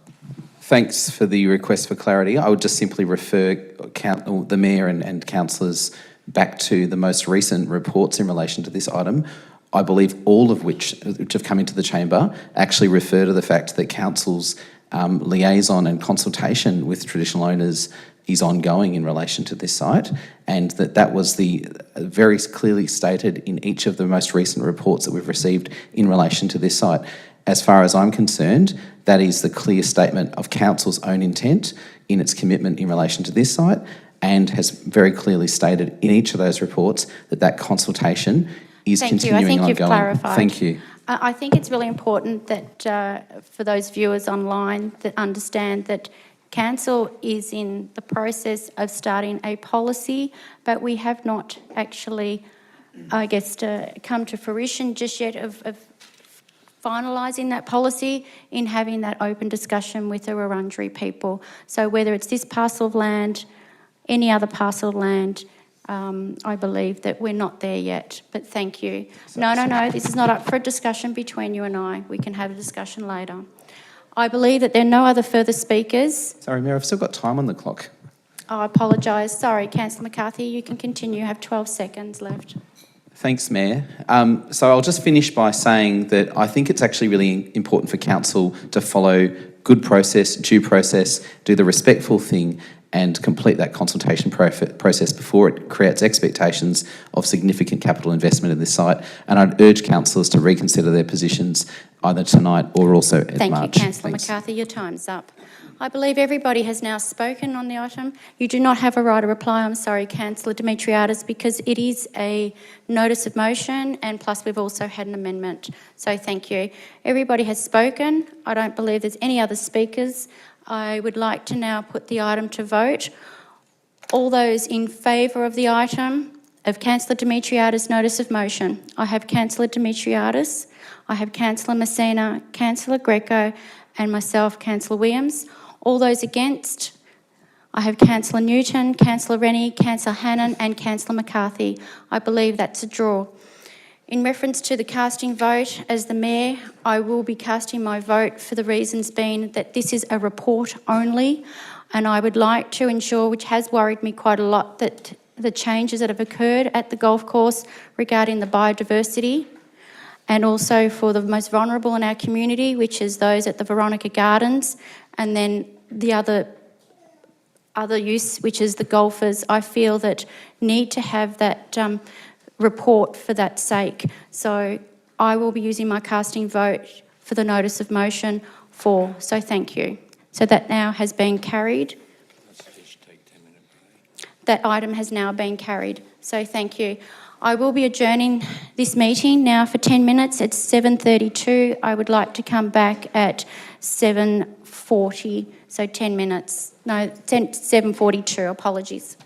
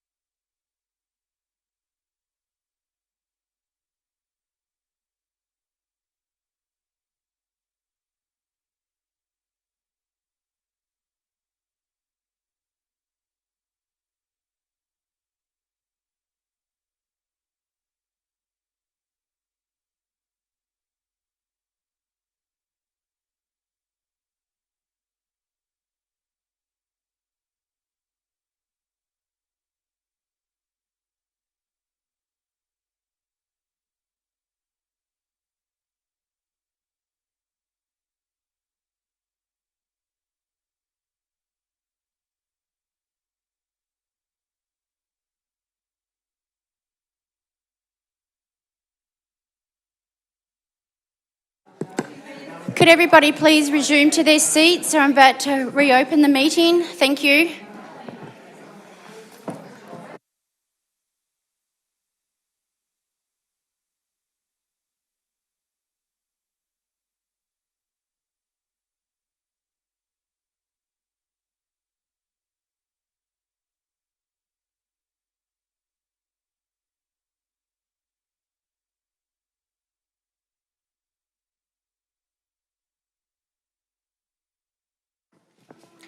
Councillors, we're just about to resume the meeting. Can you kindly please take your seat?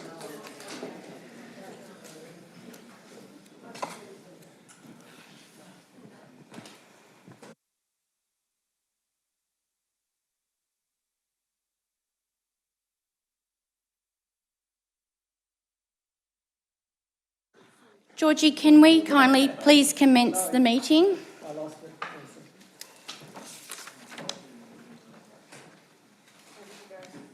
Thank you. For all viewers online, we've just completed our first notice of motion, which is 11.2. We'll go and finish the remaining of the notice of motion. So we'll go over to 11.1, which is the infant of all access swing. Councillor Demetriadis.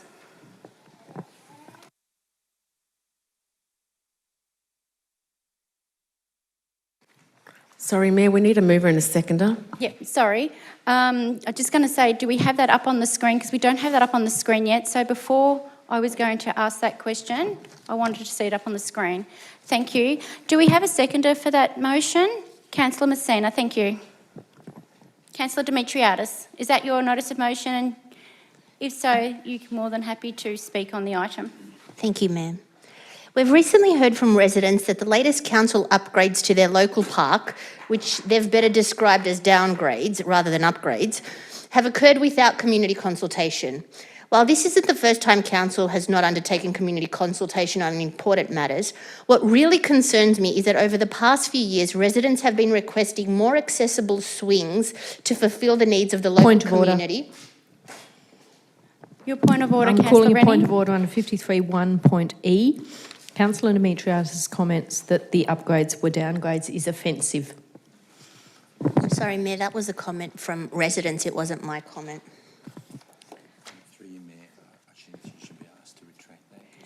Could I kindly please ask you to retract that, even if it was somebody else's comment? It's an offensive in this chamber, but thank you. So if you can kindly retract it. Okay, so what really concerns... Can I kindly ask you to retract it? I'm happy to retract what was said from the community. So what really concerns me is that over the past few years, residents have been requesting more accessible swings to fulfil the needs of the local community, but Council has been ignoring this issue. At Susan Walsh Reserve in Fairfield, for example, for a number of years, residents have requested that the swings are more inclusive and suitable for local children, especially those who utilise a wheelchair, because they can't walk to other parks. However, the recent upgrades to this park completely neglected the issue, and currently many children in a wheelchair cannot use the swings or any part of the public Darebin park. Therefore, this notice of motion is requesting a report on the feasibility and cost associated with installing an infant all-access swing so that infants in a wheelchair up until the age of 5 can play on at least a swing at Susan Walsh Reserve. So I urge all councillors to support this important and long-standing issue in order to make the park more accessible and inclusive for children with a disability, particularly those that require a wheelchair to get around. Thank you. Thank you, Councillor Demetriadis. Councillor Messina, as you being the seconder, would you like to speak on the item or reserve I'll reserve your my rights? right, thank you. Thank you. Are there any other speakers in reference to this item? 4. If not, are there any other speakers against this item? As you've reserved your rights, Councillor Messina, you have the option now to speak on the item. Thank you. Thank you, Mayor. Thank you, Councillor Demetriadis. Whilst I'm supporting this for the purpose of debate only, and only to go through perhaps receiving more information, I'm not saying that, yes, we're going to look at just that particular reserve. I'm actually interested municipality-wide in terms of where the need is and where the gaps are. So perhaps if the report investigates a needs analysis, just very briefly, about the return on a capital investment in a particular area, where other gaps are needed right through the municipality perhaps. And I think we do have some sort of report. So I'm looking for a needs analysis based on one resident or 2 residents saying, I need that. And I understand whilst that might be a need, I'd like to see whether there might be other areas of the municipality that needs addressing where there is definitely a gap. So I'm happy to support it, only for the purpose that there's going to be a report, but I would prefer a needs analysis based on outcomes and evidence-based, whether we're going to spend that capital infrastructure at this stage. Thank you. Thank you, Councillor Messina. As you reserved your right to speak and you'll be the last person speaking on this item, I'll now put that item to vote. All those in favour? That is being carried unanimously. Thank you. Our next item we have on the agenda this evening is the Preston Market. I believe Councillor Greco, which is 11.3. Can we kindly have, it's up on the screen. Do we have a seconder for that motion? Councillor Messina and Councillor Greco, can you kindly confirm that that is your notice of motion? If so, then you can now speak to the item. Yes, it is my notice of motion. Want me to speak to it? Yes, you can now speak to the item. Okay, Thank look, you. Thank you, Mayor Williams. Look, I'm putting forward this notice of motion in relation to Preston Market. And for the reason I'm putting this forward is that at the moment there is a report that the Minister has, that the Minister for Planning is not prepared to release to the community. What that report is that in November last year, October, November, a standing advisory committee was set up to listen to various submissions from the community, from the developer, from the VPA, and also from council in relation to whether the Preston Market should be allowed to be demolished or not. The SAC, the Standing Advisory Committee, diligently listened to all the submissions, and they put forward a report. They had 5 weeks to complete the report. They did complete the report, handed the report over to the VPA, and then eventually ended up with the minister on the 26th of December, somewhere around that date. Since then, it's been 62 days that the Minister for Planning is not willing to publicly release the findings and the recommendations of the Standing Advisory Committee. The community, in their goodwill, participated in that public hearing, and as it stands as yet, the Minister is not willing to disclose what that Standing Advisory Committee report is and what the recommendations are. This means that the Minister is only privy to that information. We don't know whether the Minister has actually made known the findings and the recommendations to a select few MPs. But what the point here is that the community has a right to know, irrespective, which is a separate issue, of what the Minister's decision would eventually be in relation to whether the market is demolished, is allowed to be demolished or not. So what this motion basically does, it says that we need to write to the Minister and say, Minister, come clean, release the report, and then you take your time, Minister, good time, to come to a decision that actually listens to the community in relation to saving this Preston Market, but release the report. As up until now, the VPA process, particularly the consultation process that the VPA has conducted with the community, has been nothing short of a sham. That is according to community members that have participated in that process. So the whole process up until now has been privy of any transparency, privy of any accountability, and so we're asking the Minister through this motion, in a very forceful way I must say, and we should not hide that, because the council and the community has invested heavily in getting in making their submissions, that the Minister must come clean and release the report, and then the Minister at a later date hopefully would side with the community and not big billionaire developers Greco, your time's up. in knocking down our iconic market. Thank you. Councillor, firstly I need to ask Councillor Messina as the seconder if she'd like to speak on the item as you second the item, or else are you reserving your rights? Yes, I reserve my right. Councillor Lawrence, you may speak on the item. Mayor Williams, through you, I've just got a point of order in regards to comments made by Councillor Greco that I believe a breach of 10.1E in regards to the phrase repeated twice, come clean, in relation to the Minister. I think it's offensive and, impugns the reputation of a new Minister. Councillor Greco, would you kindly please retract that word? To withdraw that comment. Thank you. Are there any other speakers to this item? Councillor Lawrence, thank you. Yes, through you, Mayor Williams, I'd like to commend Councillor Greco for bringing this motion here, which actually expresses frustration, as Councillor Greco has outlined, of the community that were asked to participate in a program and a process with strict timelines and quite sometimes difficult participation for community who didn't have expensive lawyers, etc. on their side. So it is quite reasonable for the community to ask for this to be assessed in a timely manner. I have never met the new planning minister, but I do know her through the community that she represents, and I have a high regard for her as a person who's open-minded and serves her community extremely well.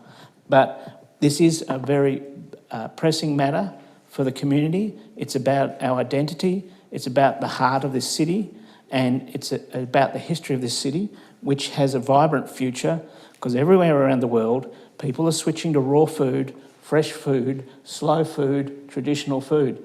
So we shouldn't have to defend something that actually everyone else envies. Thank you, Councillor Lawrence. Are there any other councillors would like to speak either for or against the notice of motion? If not, then I will go back to Councillor Messina, who has reserved her rights to speak. Thank you, Councillor Messina. Thank you, Councillor Greco and Councillor Lawrence. This iconic market has had a record number of submissions or signatories to a petition, a record number of submissions to the VPA. It's also had some considerable spend by this community in terms of their own personal contribution to fight for this particular market, and this council has significantly contributed to the advocacy stance on this particular market. It's been going on for a long time. This iconic market, as you know, is the pulse, not only the Preston district, but also the northern metropolitan area. And we know the community has a keen interest. For the purpose of transparency, we need this report. We want this report, not only council, but also the community. So we need it without any further delays. We need to see what's in there so we can make, so we know actually what was said during the whole process so that everybody can be privileged to what's been said and what findings were had so that we can prepare for what's next. Thank you. Thank you, Councillor Messina. As there are no further speakers, I'll put that item to vote. All those in favour? That has been carried unanimously. Thank you. I'll go over to the next item, which is 11.4, electric bike subsidy for Councillor Newton. Your item is up on the screen. Do I have a seconder for that? Councillor Hannan, thank you. Councillor Newton, because you have bubs in your hand, please sit down and just stay seated. That's fine. Thank you very much, Mayor Williams. I will sit. So this is about an electric bicycle subsidy program, referring this to the budget to consider a trial of a similar program for Darebin residents. So it's worth noting that my journey of having an e-bike and really replacing a hell of a lot of my journeys with that started with Darebin. So I trialled an e-bike here with the bike team, and then I bought an e-bike for myself. When I don't have Bub with me, it's probably 95% of my trips, and it's really wonderful. It means that you might be able to replace a second car. I met someone last week who has no cars and only has electric bikes, and this program in Denver has been incredibly successful. It's being rolled out to other cities, including Vermont, Massachusetts, Connecticut, Hawaii, and Colorado. And what it does is help people buy e-bikes. So it means that it can support local businesses who sell e-bikes. It can also help low-income residents who might want to purchase an e-bike but might not have the ability to purchase it at full price. And the other thing that I'm really interested in investigating is if we can do trials of electric bikes through our libraries. We have another item tonight coming up about libraries and their strategy, how we get people back to the libraries and how we think about how people use libraries going forward. So I think, we have toy libraries.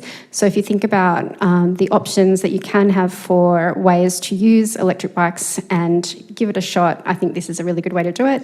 And of course, we are the first council in the world to declare a climate emergency. This will really help us reduce that 15% of emissions that is currently made up by transport. So if we can get people onto e-bikes, get them out of their cars, then this will really help. So that's why the third part of the motion refers to looking at the climate emergency plan to help us achieve net zero emissions. I think I would say too that we're not asking for a specific amount of money yet. We're looking to refer it to the budget process and just give that signal that this is something we're interested in looking at. And I'm really interested to hear what other people think. And I know that we've got at least one other e-bike rider in the councillor group who I think is the seconder.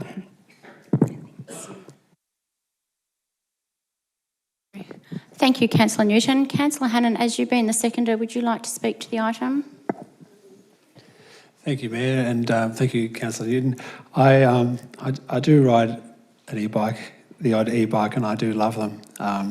But there are, I can't say I ride them as much as others. I have seen, though, that e-bikes are increasingly popular across our community and others because there's a lot of benefits. They enable people to get onto a bike and do some physical exercise who otherwise may not have been able to. And, you know, little things like being able to get to appointments without, you know, being all hot and sweaty, but still being able to have some exercise along the way, to get out in the open air and be part of your community rather than trapped in a car. And cost-wise, a lot more affordable than having a car. It's actually opens up options and empowers people in a way that cars just can't.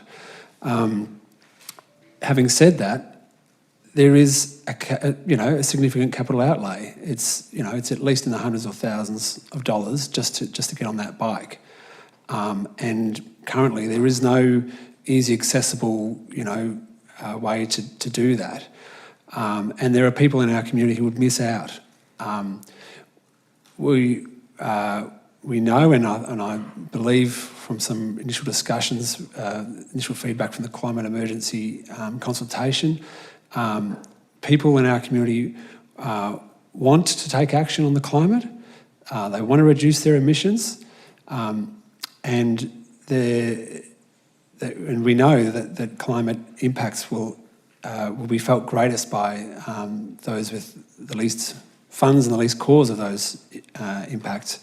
So I support doing this in the proper way, bring it to the climate emergency strategy as an option, and bring it to the budget planning discussion for options as a way to consider this holistically. Thank you.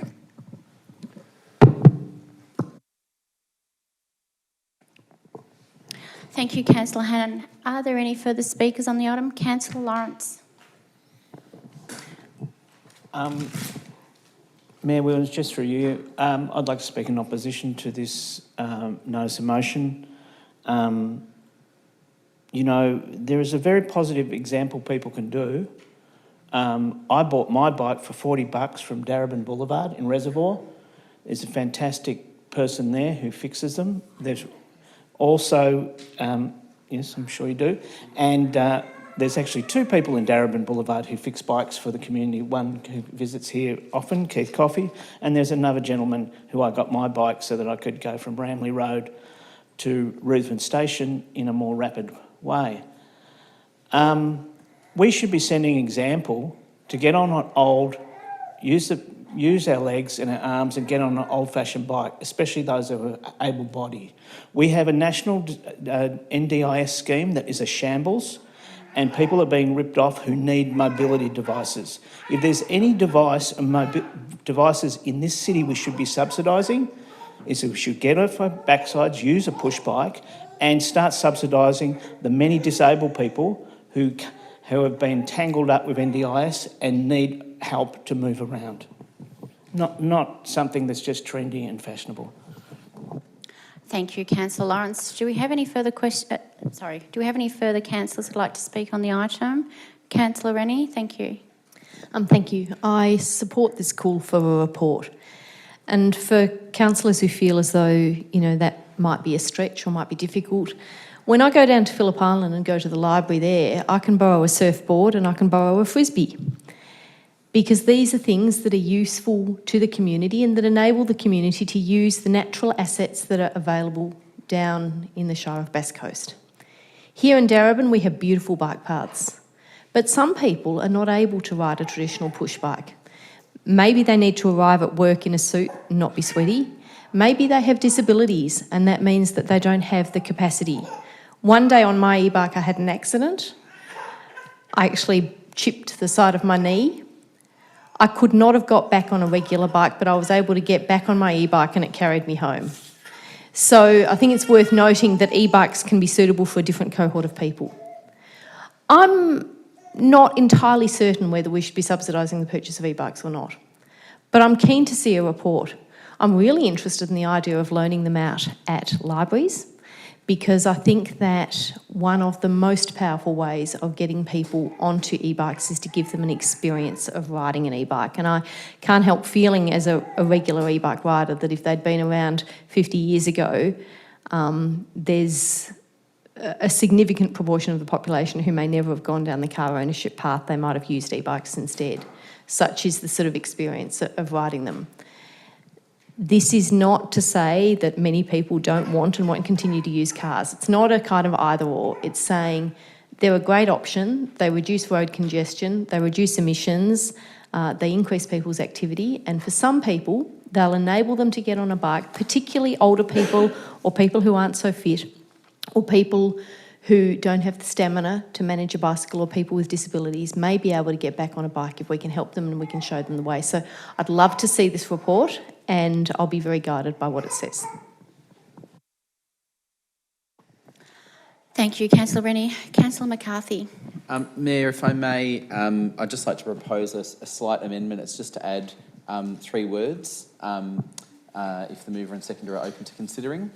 In point 2, would simply, where it says including consideration of electric bicycle subsidies, to simply add the words and bulk buys, and to add those words after subsidies and bulk buys. Our officers, have you got that?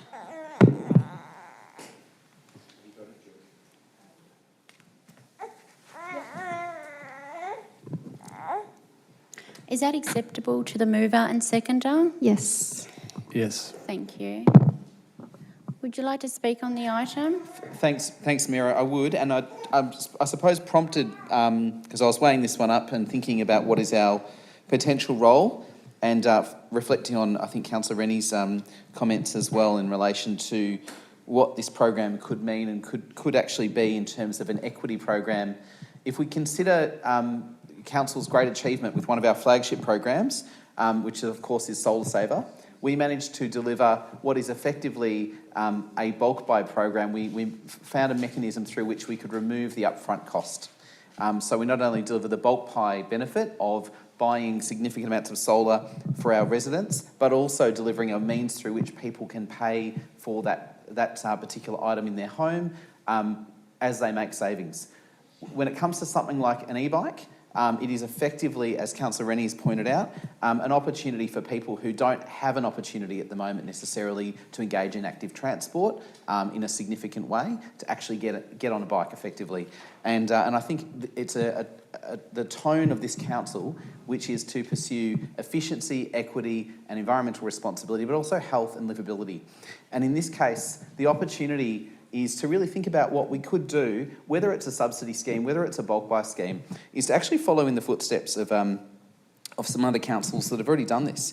So the ACT government, which effectively is like a large local council in some respects, had their own version of this program, effectively the library borrow or bike mechanism. And what it did is it actually broke through that uncertainty for some people, but it also meant that then they could look at models that actually made this possible and affordable for low-income people. And one of the great things is actually to remove the retail component that sits in this sort of particular market, and actually give our residents, particularly those who would not otherwise have the opportunity to access this particular transport mode, to be able to do that as part of a group purchase approach. And that's where council, through partnerships, can actually do some of that heavy lifting and deliver a benefit overall. So I'm keen to see the report and keen to think about innovation and equity here.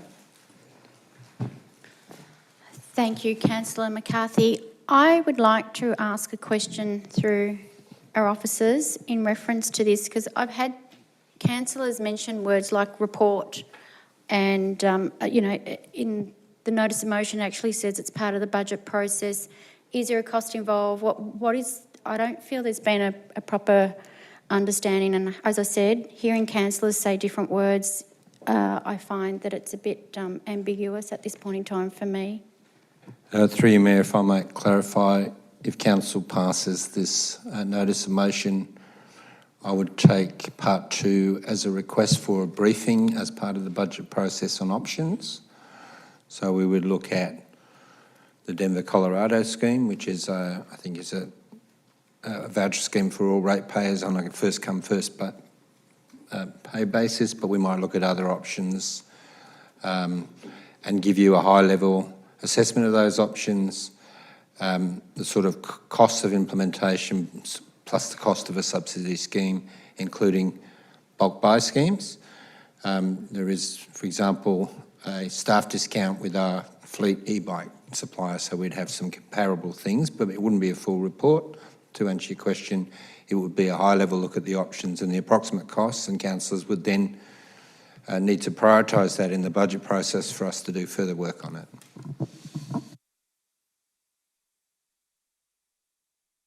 Thank you, Peter, for the clarification. I'll go over to Councillor Lawrence.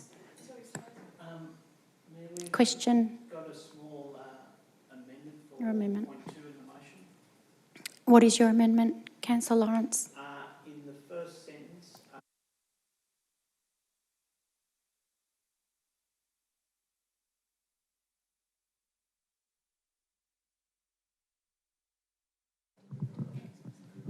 Right, sorry. Yep. Does the mover and seconder accept that wording to be included in the motion? Could we? Sorry, can I ask again exactly what the words are and where?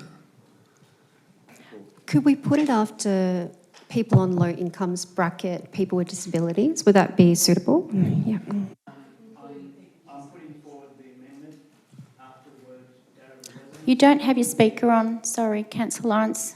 I'm putting the amendment I'm putting is that after the words Darebin residents, we have 2 extra words, with disabilities. No, not for me in that form. I'd be very happy to add people with disabilities after people on low incomes. So, yeah, because otherwise I think it changes the meaning of the first sentence to talk about only people with disabilities.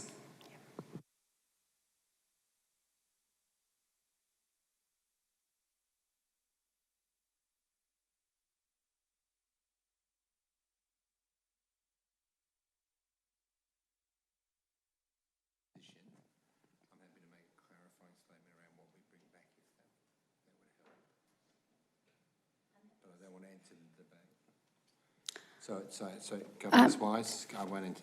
The mover and seconder don't accept it. Yep, so my first question, does the mover and seconder accept Councillor Lawrence's additional word? Not where he was suggesting, okay. Yeah, not in that place. And Councillor Hannan? Not in that way. No problem. Thank you. So your amendment has been voted. Is to move it as an amendment. Oh, that's right, you need a seconder for your... Councillor Demetriadis as a seconder for Councillor Lawrence's slight amendment. Councillor Lawrence, to you. Yes, through you, Mayor Williams, I was very much moved to reconsider my characterisation of these bikes with the discussion introduced by Councillor Rennie in regards to people with disabilities. And, you know, the question there is, we do have a problem of unmet need in terms of mobility devices, problems with costings and assessments from the NDIS. Plus, we have another problem with hundreds of thousands of people who do not meet the 20-point disability test to get a disability support pension or to qualify for NDIS. So if we were going to tailor this to actually meet the people who really need help not riding a bicycle, which, with all due respect, is probably only Councillor Greco in this room who need this assistance, and myself from time to time, but we really should actually use this as a social justice measure. The question is, when I spoke about residents with disabilities, they said, no, they're not in this space. Oh, they can be done in the second clause when we mention low income. That's the problem. That's why I fought for a poverty inquiry in this city. Low-income people and people with disabilities need to come at the front of our considerations, not at the back. And that is exactly their place. And if this device has anything to help, I'm afraid I don't really care about people with suits, and I might be one soon, but I don't. I do care that we increase the mobility for people in their community, and it is arduous from Ramley Road or Darebin Boulevard to walk 25 metres to a train when a bicycle, even a push bike, can get you there in 10 minutes, and maybe one of these devices will get you there in 7. So let's help the people who need to be helped first. We did it with Solar Saver. We didn't go to the yuppies first, we went to the pensioners first, and I'm willing to consider it if we follow the same principle. Councillor Demetriadis, as a seconder to the amendment. I'm happy to reserve my right. Can I ask a question now, or it's in between a debate? I can't. Apologies. I want to ask. Clarifying question. Yeah, I just want to clarify. So, in reference to if we do include this item as in the amendment for disabilities, what does that mean from receiving that briefing back to councillors? Through you, Mayor, I would read this amendment as only bringing back a subsidy scheme for people with disabilities. I should comment that the Denver scheme contains subsidies for assistive technology for people with disabilities. But if this amendment gets up, we would only bring back a trial for people with disabilities. If it doesn't get up, we would probably include options for people with disabilities in the budget report.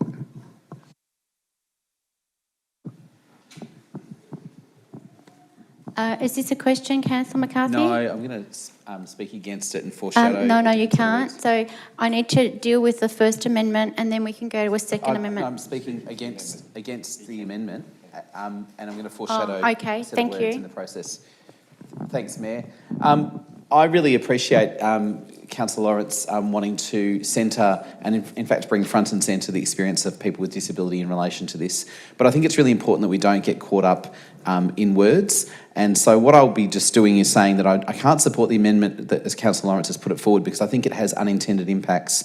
What I would foreshadow is that if this amendment fails, I will plan to amend the motion further, which I believe I'm able to do, so that it would read, refers consideration to the budget process for 2022-2024, a trial of a similar program for Darebin residents, particularly those with disabilities and those on low incomes, and then the rest of the motion as it follows. So effectively what we're doing is centring both people with disabilities and people on low incomes, because that's actually what we've heard about here in terms of why this is relevant. Someone who has the financial capacity to make this particular transport choice, they don't need our help. Someone who, due to being on a low income as a result of disability, may well benefit, as Councillor Lawrence has rightly identified. And I think this is the sort of thing which we'd want to see NDIS schemes actually be supporting, is actually supporting people's mobility. So I've foreshadowed a different set of words there, and should the amendment fail, I'll move those words to give effect to what I think is the good intent that Councillor Lawrence had with centering disabilities, but also not putting low income at the end of the sentence, which I think is problematic. So should this amendment fail, I'll put that amendment as is listed there at the moment. Thanks, Mayor. Thank you.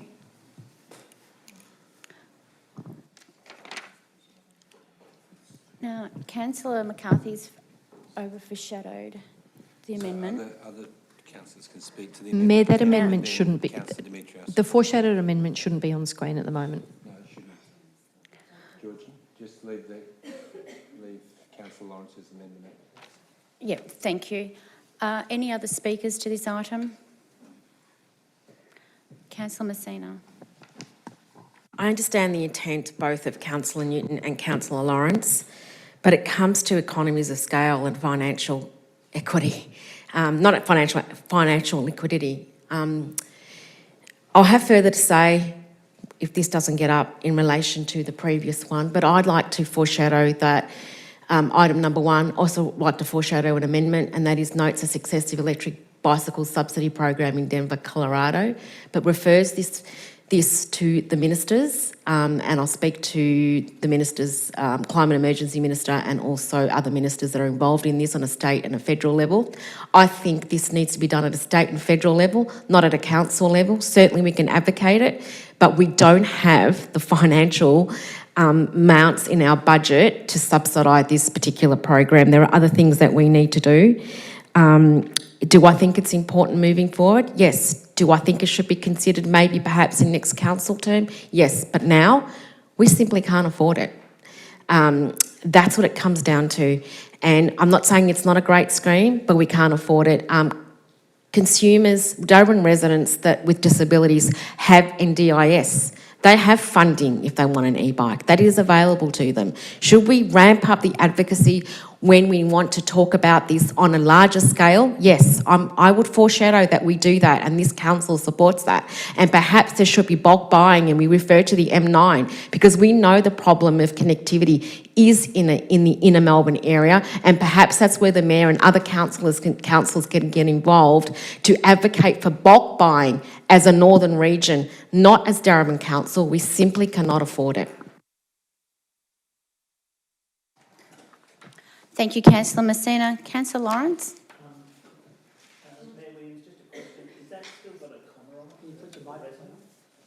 Just a question from making a staff. query Has that about the still got comma? a comma after the residence? Okay, thank you. Any other councillors would like to speak? Councillor Hannan. Thank you, Mayor.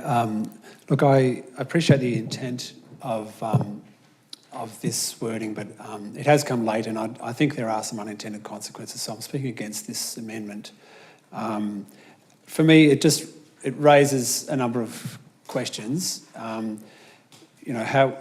How would we define people with disabilities? We've just heard from Councillor Lawrence that the NDIS definition is problematic, so we'd have to come up with some other definition. What about older people? Would they be ruled out? What about pregnant mothers or parents with young kids? Would they be ruled out? What about long-term unemployed people trying to get to a job interview and then they're not confident of riding?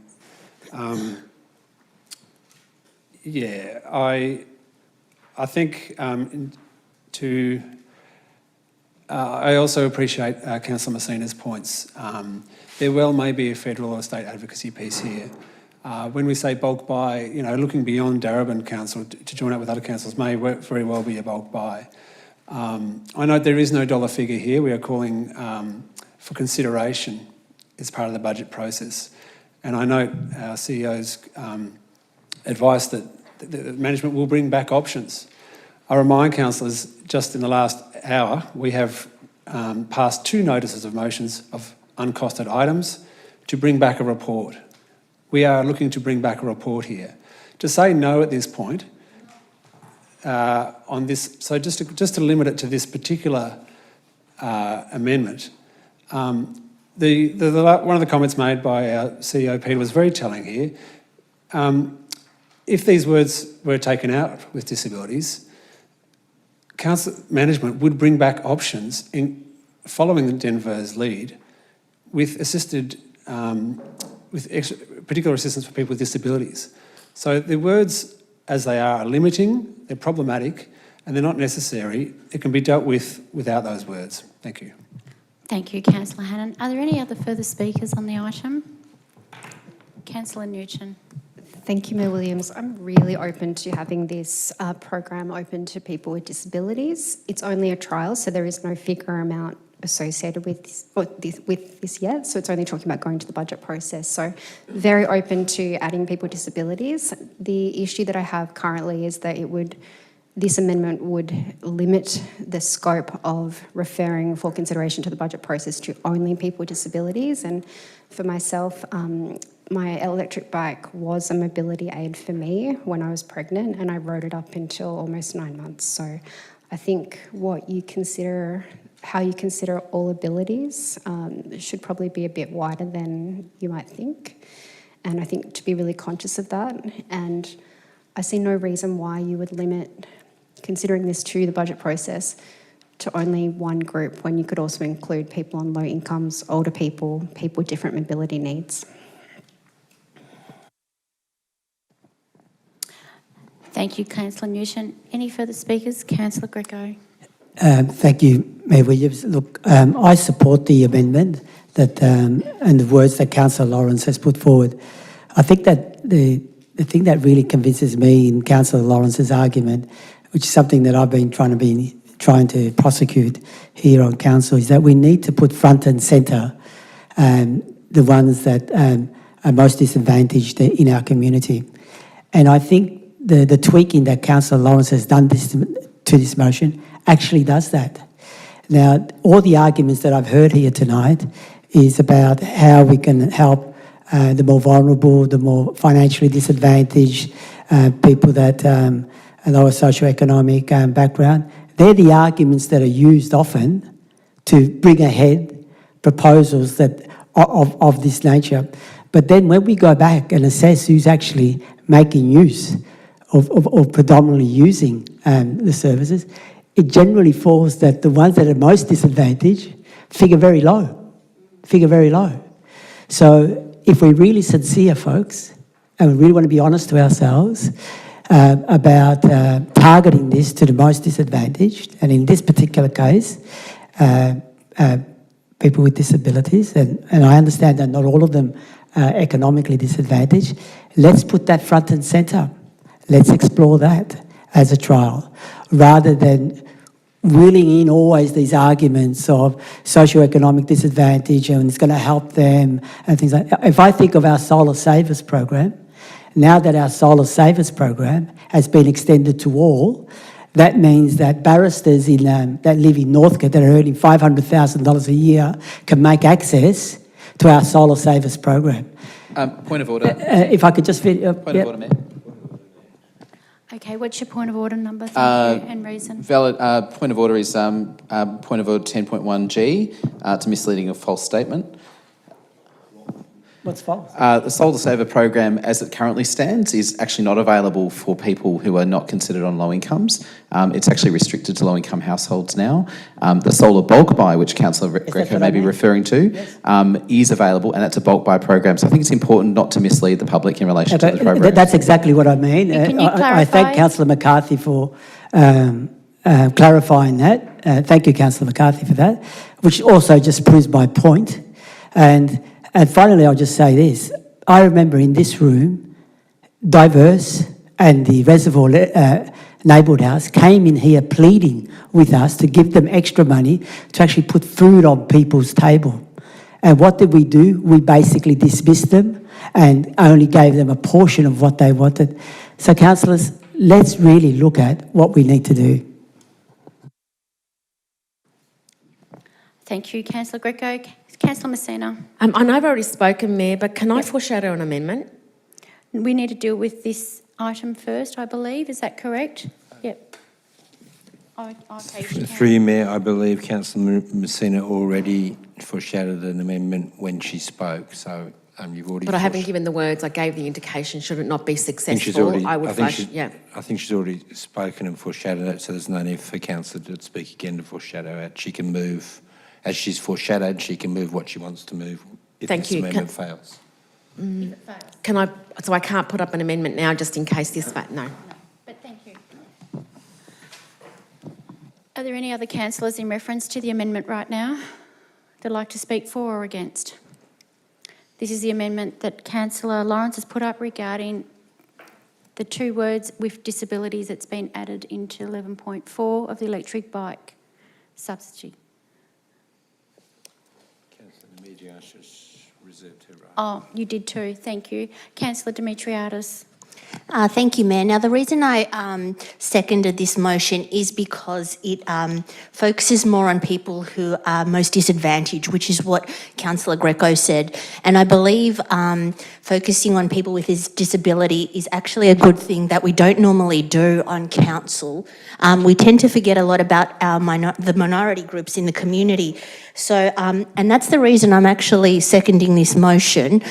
In terms of supporting the whole motion, I'm unsure that I can actually do that, and that's because of our financial situation that we're in at the moment. As we know, there's been serious concerns about the position that we've been in, which has also been raised by Councillor Messina, and even quoting the governance report that's coming up in this meeting, decisions over the last 6 years have and will continue to place significant pressure on council's budget over the short and medium term. So putting this into, whether it's into the budget process or in consideration for the climate emergency, it's just another project that will take significant resources from staff. And as Councillor Greco said, there are other projects that we should be focusing on, for instance, food for those who need it, rather than something that can be dealt with at the state and federal level, as Councillor Messina said, through a letter. to the Minister that we can advocate for. The other thing I wanted to note about this particular notice of motion is that it refers to a successful trial in Denver, Colorado, and their annual budget is approximately $2.4 billion when converted to Australian dollars. That's 10 times over Australia's, over our budget consideration. So we're looking at a big program here that is very unlikely to be successful in Darebin. Thank you, Councillor Demetriadis. Are there any further speakers on this item? I believe there's no further speakers. We are voting for the amendment of the 2 words that have been added into this item. All those for? I have Councillor Demetriadis, Councillor Lawrence, apologies, Councillor Greco and Councillor Williams. All against? I have Councillor Newton, Councillor Rennie, Councillor Hannan, Councillor McCarthy, and Councillor Messina is abstaining. Just wait 1 second. I believe that maybe abstaining is equivalent to negative. Yeah. So therefore, that amendment has been lost. We'll go back to the original amendment. The amendment that I foreshadowed earlier, please. Sure. If our officers can kindly put up that amendment that Councillor McCarthy had foreshadowed earlier.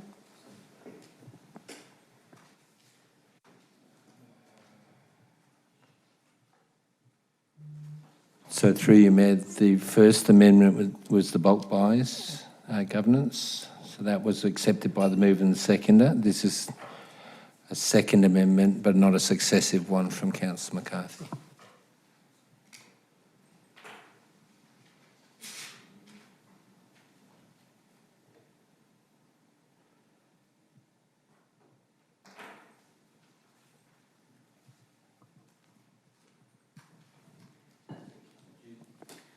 Can I ask a question?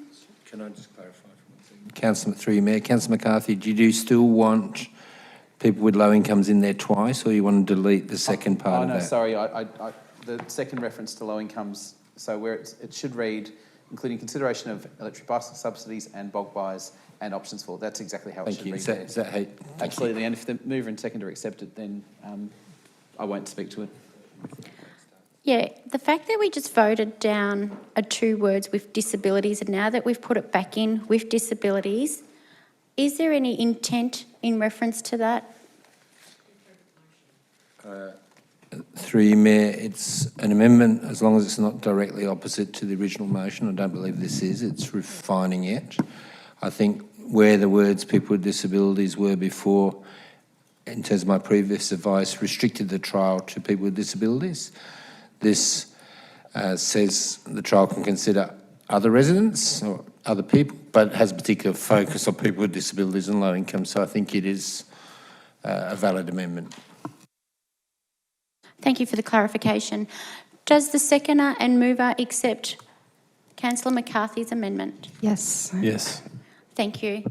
So that's been automatically accepted into the amendment, into the notice of motion at this point in time. Are there any further speakers on the item? Councillor Messina. I'm voting against the item and like to foreshadow an amendment that refers this to the M9 for bulk buying opportunities and to be discussed part of the resilience program, part of the M9 strategies. I'd also like to note point 3, so we remove point 2, remove point 3, so 2 will become advocacy via the M9. Excuse me, through you, Mayor. Councillor Messina doesn't need to give us the detail now. Okay. She just merely needs to foreshadow it. In the event that this is lost, we'll get the details from Councillor Messina. All right, thank you. Thank you, But Councillor Messina. I can speak against it. Yeah. Did you want to speak against it now? Yes, I will. Yeah, kindly. Take the floor. It's not that I don't oppose a different frame of or way of modality for our community. It's not that I oppose that this is something we should not be considering for the future. It's that right now, a trial, even investigating this at this particular point, Darebin Council's priority are in the council plan already. This is a council plan change. This is what should be it. Just one moment, let me finish. Point of order. I'll retract that. It is not a priority in our council plan currently in terms of initiating a trial. As stated, Denver, Colorado, and some of the cities that Councillor Newton pointed out in the beginning have 715,000 residents. They have the income to perhaps do this. We simply do not. A change of direction in terms of what our priorities are in a council plan. We've seen the report. Will we... Point of order. This is, it's a 10.1G. It's a misleading or false statement. This isn't talking about changing the council plan. No, I'll retract that. I'll change my words, Councillor. So before you actually make that point, Councillor Williams. One moment. We have a council plan that we formulated as a council when we first began this term. We are falling behind on some of those projects now. Putting in a trial or putting in diversion or resources into another area, we simply cannot do right now. Well, Point of order. That's 10.1H, misleading or false statement. There is a climate emergency plan action in the council plan. I won't retract that. I'll still stick by my guns, Mayor. Thank you, I'm not Councillor saying Mena. there isn't a climate emergency plan. I'm saying that we have other priorities in our council plan that affects the climate emergency plan, and I think we're deviating. Do you accept the clarification? Yeah, thank you. I do accept your clarification. I appreciate that. Thank you. If Continue. I may, I don't know what time clock I have left, and I've lost my point in terms of what was happening. So I'm asking for more time, please, through Mayor. I'm happy to give you another 10 seconds, Councillor Mayor. Thank It's you. up to 40 seconds. It's not that I don't oppose this now. It is that we can't afford it now and we can't address it in what our priorities are now. We have our priorities. We need to deliver those. We are already behind. This should be something that should be considered by the M9, our state and federal representatives, not this council, not at this particular time. We can't afford it. We don't have the resources to put this in place. Thank you very much, Councillor Messina. Any other councillors that wish to speak on this item? Councillor Dimitriadis, thank you. Thank you, Mayor. I also won't be supporting this motion for the reasons I stated previously, and just echoing what Councillor Messina said, we just do not have the funds to even consider this particular project. Point of order. This relates to 10.1G. It's misleading or false. We don't know what the funds are. A few $1,000s would purchase an e-bike for the library. The budget process will determine what options are. We can't say we don't have funds because we could be talking about $2,000. Councillor Dimitriadis, can you kindly give clarification on what you meant by that, please? Yes. As I quoted previously, the governance report in this particular meeting says that that council decisions over the last 6 years have and will continue to place significant pressure on council's budget over the short to medium term. So if we're introducing new projects such as this one, whether it's... Mayor, I'm asking you to rule on the point of order, please. I'm not sure which part that you want me to rule on in that, because I didn't feel there was anything offensive or false statement. The statement specifically, we don't have the funds, because we don't know what funds we're talking about. We could be talking about less than $5,000 for the purchase of an e-bike at the library. So given that other motions tonight have talked about spending amounts of money far in excess of this, presumably if we don't have the funds for those... I didn't hear about an amount. I'm just going to No, that's what my point is, that we don't have an amount. So how can we say we don't have the funds when we don't have an amount? Thank you, Councillor Rennie. I'm just going to get clarification through the CEO regarding statements and people's comments this evening. If you'd like to take a moment, I'd like to try and get this through.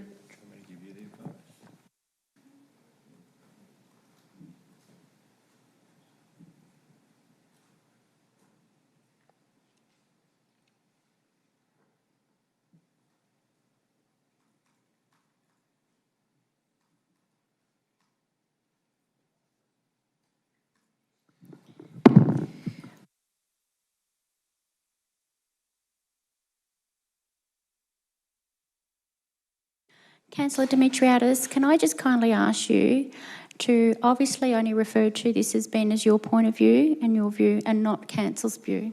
Thank you. Yeah, that's fine.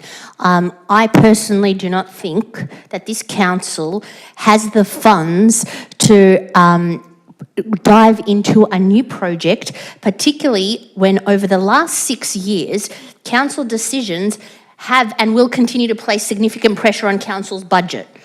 So I won't be supporting this notice of motion because for that reason. While we are committed to being a leading council in Australia on the on climate change and doing everything we can, this particular project has cost a lot of money in Denver, Colorado, which we can't match that even if we wanted to. And it's just, I don't think it's feasible to actually start a new project when we've got existing projects. We were just arguing previously about Bill Laurie Oval. There's so many other projects Councillor in the north Demetriadis, that we haven't even started. Yet this comes up as a new project all of a sudden, and unfortunately, that's been happening on council recently, where we've got items coming up that somehow override what's in the council plan, and they end up taking priority when they shouldn't. There's other priorities that need to be dealt with first. This is something that can go to the state of federal government. Thank you, Councillor Demetriadis. Are there any other speakers on this item? Can you overrule if somebody makes a point of order, can another councillor make a point of order on the statement of the point of order? I think you have to deal with the first point of order before you get to the next point of order, and you've got to deal with one at a time, just like our amendments.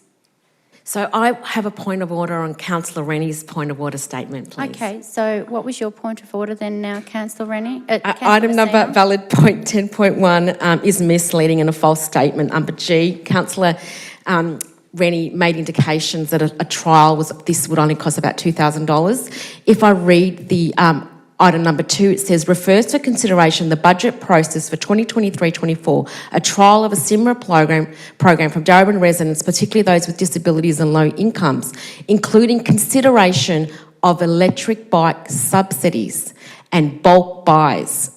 That's not $2,000. So I just want to state it was misleading. Thank you. I think we're just going around in circles here at the moment, so I'm going to ask to have this item to be put to vote now. So can we kindly have a vote? All those in favour with the amendments up on the screen? Councillor Newton, Councillor Rennie, Councillor Hannan, Councillor McCarthy. All those against? Councillor Lawrence, Councillor Messina, Councillor Greco, and all those sustaining. Councillor Williams and Councillor Demetriadis. Thank you. So that item has not been carried. So therefore, sorry, that item has been carried. The amendments failed. The amendments failed. Now we go back to the original. Sorry, the amendment was incorporated. That was the vote on the actual motion. Or was it? Apologies. I'm getting tied up in knots. So am I. Sorry. So yes, the amendment was accepted. So you just take the vote again. So the amendment was accepted, and now we're just going to vote on the notice of motion as it stands as a whole now. You can recall the vote. Yeah, the substantive motion. So it's a recall of the vote, is that what you're saying? I missed the vote, Mayor. Do you know who voted? Otherwise you don't need to vote. Yep, so I had Councillor Newton, Councillor Rennie, Councillor Hannan and Councillor McCarthy. All those were against was Councillor... No, you sustained, Councillor Demetriadis. No, but I don't think we were clear about what we were voting for. Can we just whether take we the were vote voting again? for it as an amendment or whether we were voting for it as a final motion. Well, just hang on a second. I did say I was calling for the amendment. You called for the vote on this item you put here. Can you just hang on, please, councillors?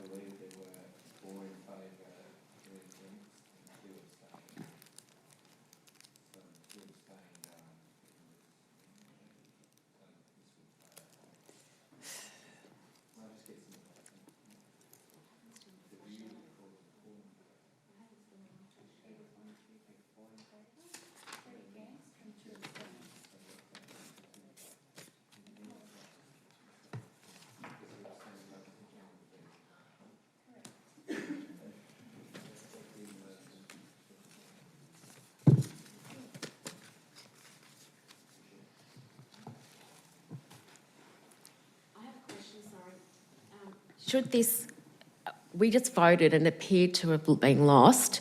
Should, Let the Mayor declare it lost. no, yeah, okay, but okay. In relation to foreshadow an amendment, if this is lost, can I foreshadow an amendment? No. Okay, I'm calling the item. The item has been lost. We have voted on it. I'm not sure about that because it was not clear to me. I thought that we were voting on the amendment, and I think other people perhaps in this room were thinking that we were voting on the amendment. So let's call for another vote. And the other point that I need to raise as a point of clarification is that I know that this has been called to a vote, but I'm not sure how that was done. I would have thought that they would have needed... I did call for a vote for the amendment, which is what is showing on the screen. I said, have this item to be put. So I thought when I said the item to be put was in regards to the amendment, and that's what we see on the screen. Because I never got an opportunity to speak to it. I know that it's been called to be put. This is the but I amendment. thought a motion was vote. required for that. Yep, and you'll have that moment shortly, because I'd like...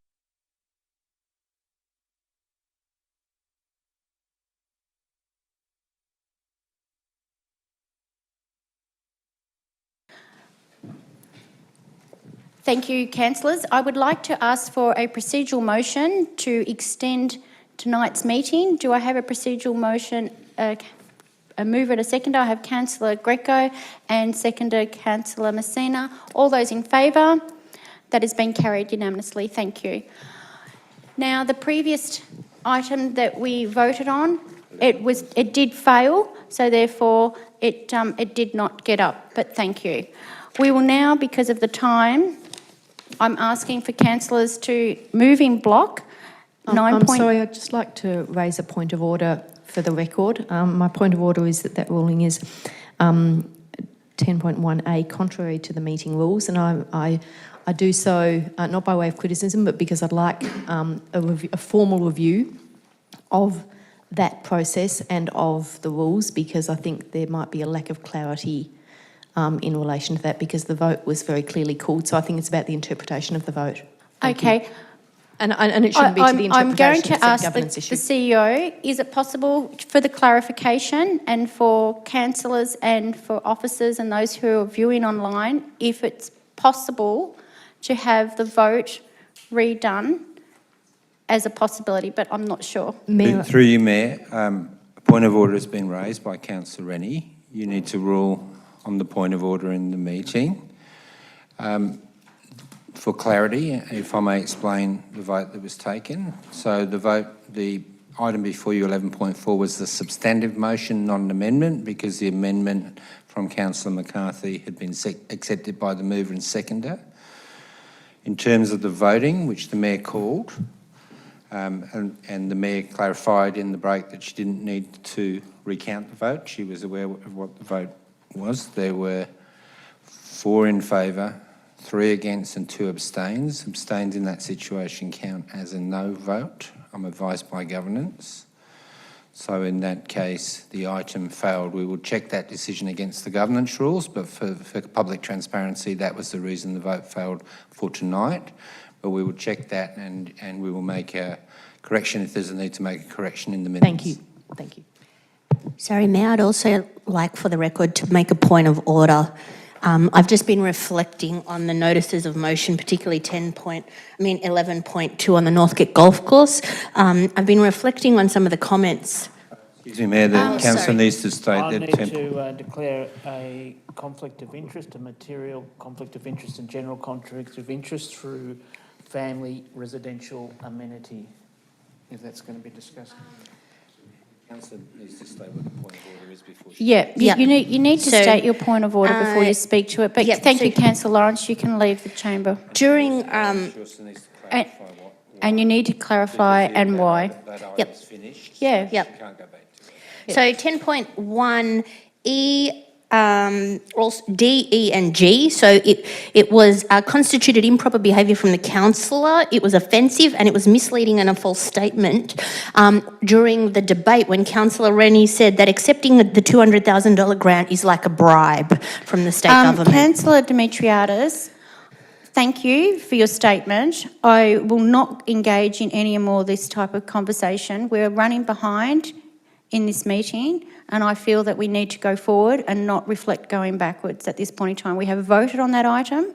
Yes, and we thank you. I just wanted to make a statement for the record. I appreciate that, and thank you. Through you, Mayor, the item's finished. A councillor cannot go back and make a statement once the item's finished, is my belief. And the point of order should be disallowed on the basis that the item is closed. And we're 2 items past that already in the agenda.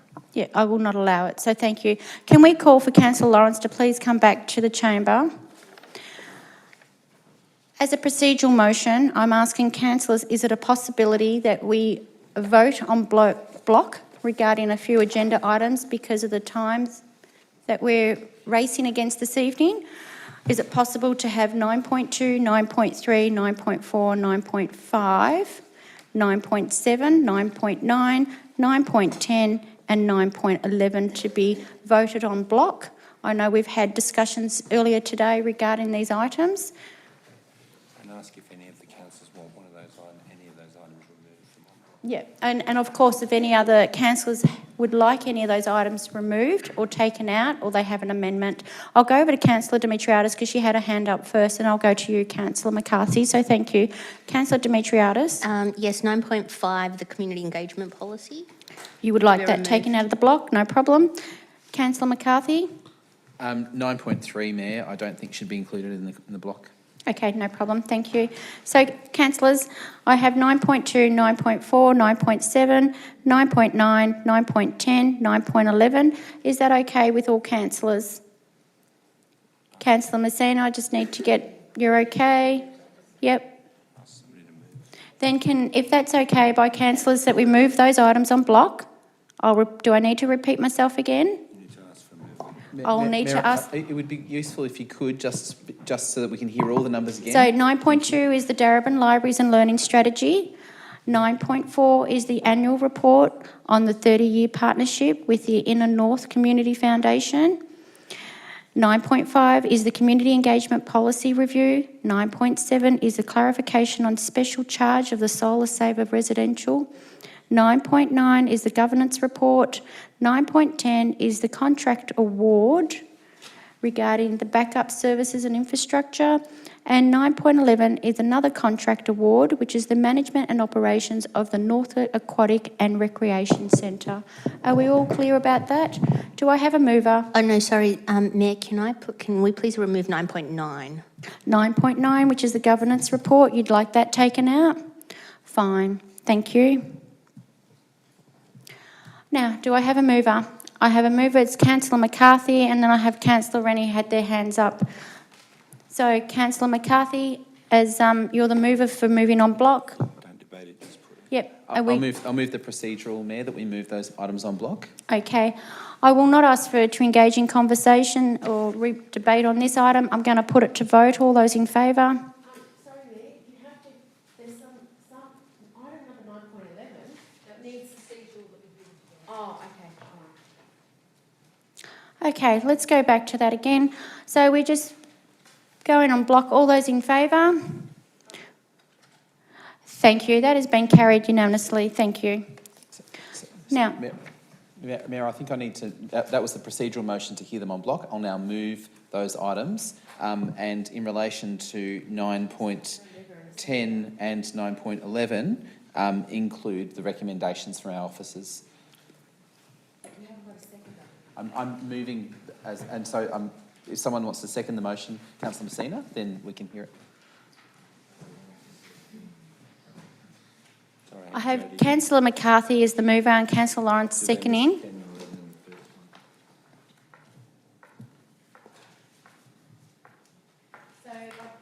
I believe regarding the contractual awards, we need to state who those contractual awards, so are we moving those items, are those 2 items now? With the recommendations from officers, Mayor, so I think if it's useful, okay. If they So, can yep, appear on I think screen, it's useful for our officers to put those contractual awards up, please, for the backup services for the infrastructure, and then also for the management of operational for Northcote Aquatic Center. We'll just show those for transparency.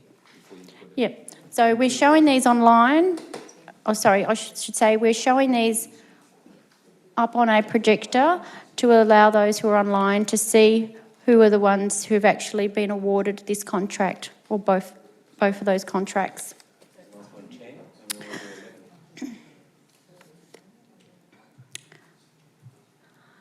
So, Councillor McCarthy, if you just want to mention verbally what those two contracts are for each one, please. Sure. So just for those that are listening in relation to the award of the management and operations of Northcote Aquatic and Recreation Centre, proposing that be offered to Club Links Management Proprietary Limited for the guaranteed net result of $2,472,541 as listed.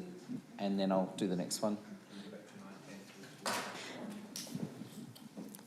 And 911, which is the contract award for the Northcote Aquatic Centre.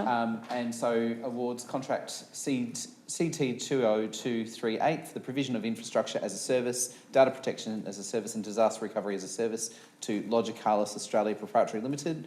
Awards the contract sum of $1,965,364 GST inclusive, which includes $1,248,896 for the initial period of 3 years and optional 2 additional years at $358,234 per year to be agreed annually.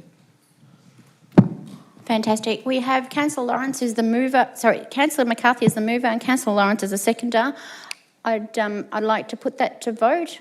All those in favour? Sorry, can I just... Sorry, I know we're moving on block, but I think it's important to speak very quickly to the item, which is... We're really running out of time, and as I mentioned simply to say earlier... thank you to the officers for their work in putting together these reports, Mayor. I'd like to acknowledge the extraordinary amount of work that's gone into each of these reports and the significant inputs. It's a shame that we have to move these on block and move quickly through them, because I want to recognise those. I also just want to recognise the fact that there are items in this list that actually involve external stakeholders and also contributions from community, and I want to recognise those stakeholders as part of the motion as well, Mayor. Absolutely, and thank you very much for making that clarification, Councillor McCarthy. And I've Councillor nothing to Lawrence? add as a seconder, Mayor Williams. Thank you. So I'm just going to put that item to vote. I'm sorry, Mayor, but I would like to speak to the item. I'm in reference to the two items or the block? In reference to one of the items in there, I don't think that our governance as council should be compromised by the fact that we've taken 3 hours to deal with NOMs. And I don't think that it's appropriate that we need to now start doing discussions about contractual issues. I don't believe moving things on block means there's no debate. I'm just getting clarification. Thank you.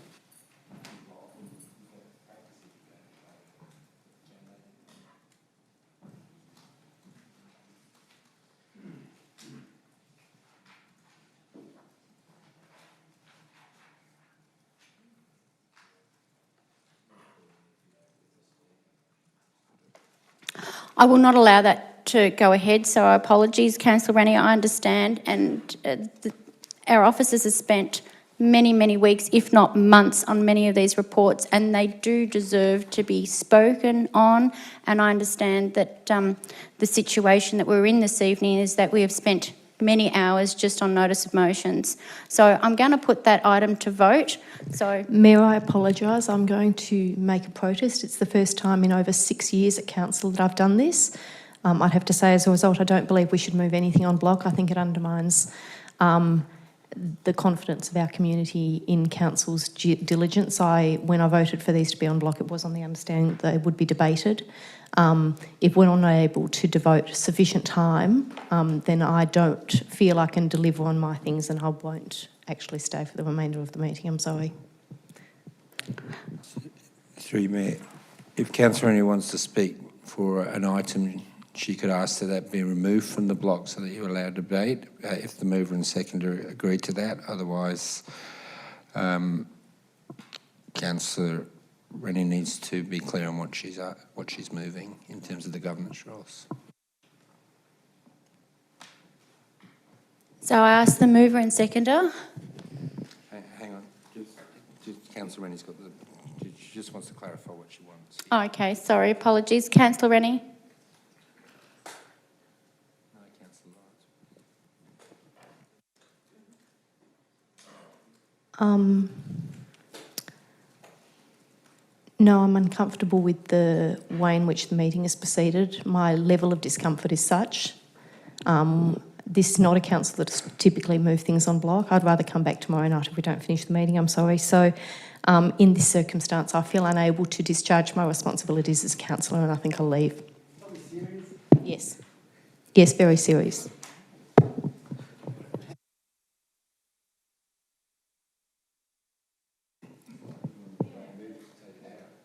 Well, it's the Northcote Aquatic Center, but I'm nevertheless uncomfortable with process. Councillor Rennie, can I suggest that you ask the mover and seconder, which is, I believe, was Councillor McCarthy and Lawrence. The people that Councillors moved on block McCarthy was and Lawrence, Councillor would you accept the McCarthy. NARC to be removed? Through the Mayor. Sorry, Councillor Greco. Sorry, Mayor. So on block, it was Councillor McCarthy as the mover and yourself was actually the seconder. And then we went to the contractual, which was the two items, which was Councillor McCarthy and then Councillor Lawrence.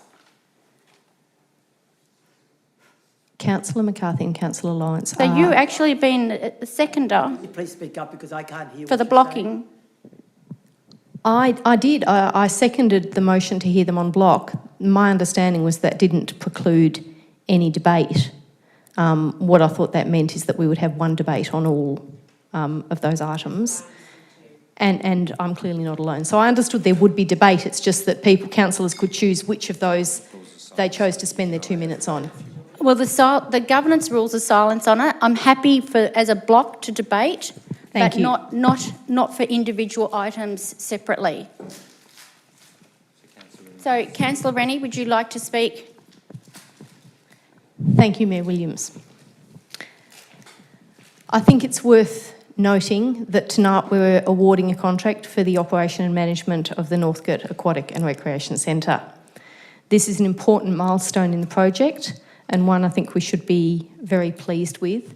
But I'd also like to note the particularly favourable conditions of this tender award and that it's incredibly pleasing to know that we are building an extraordinarily fine asset for the Darebin community, but also it's an asset that is going to pay dividends for us and that our investment and the work of Sam and his team is paying off in terms of having an asset that will be so well used, in fact, that the future operator is anticipating returning a significant profit to us.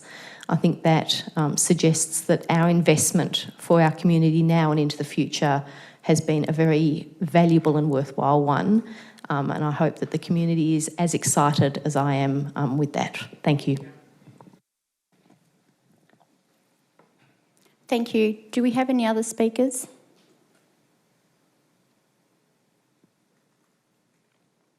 If there are no further speakers, I will be asking for the vote.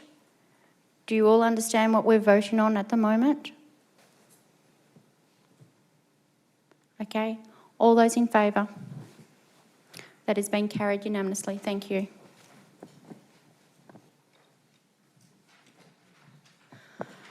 So, councillors, we're going back to item 9.3, which is the performance report. Do I have a mover for that item? Sorry, 9.1. I apologise. Mayor, I'll be moving an alternate motion to the recommended officers. Okay, so 9.1, which is the Alex RP Keon Park. Councillor Greco has a motion that I want to move, which is not the same as the recommended recommendation in the officers' report.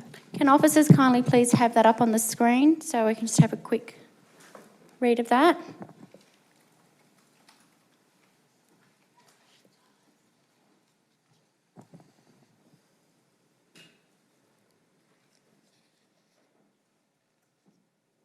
Councillor Greco, is that your amendment, the alternative motion?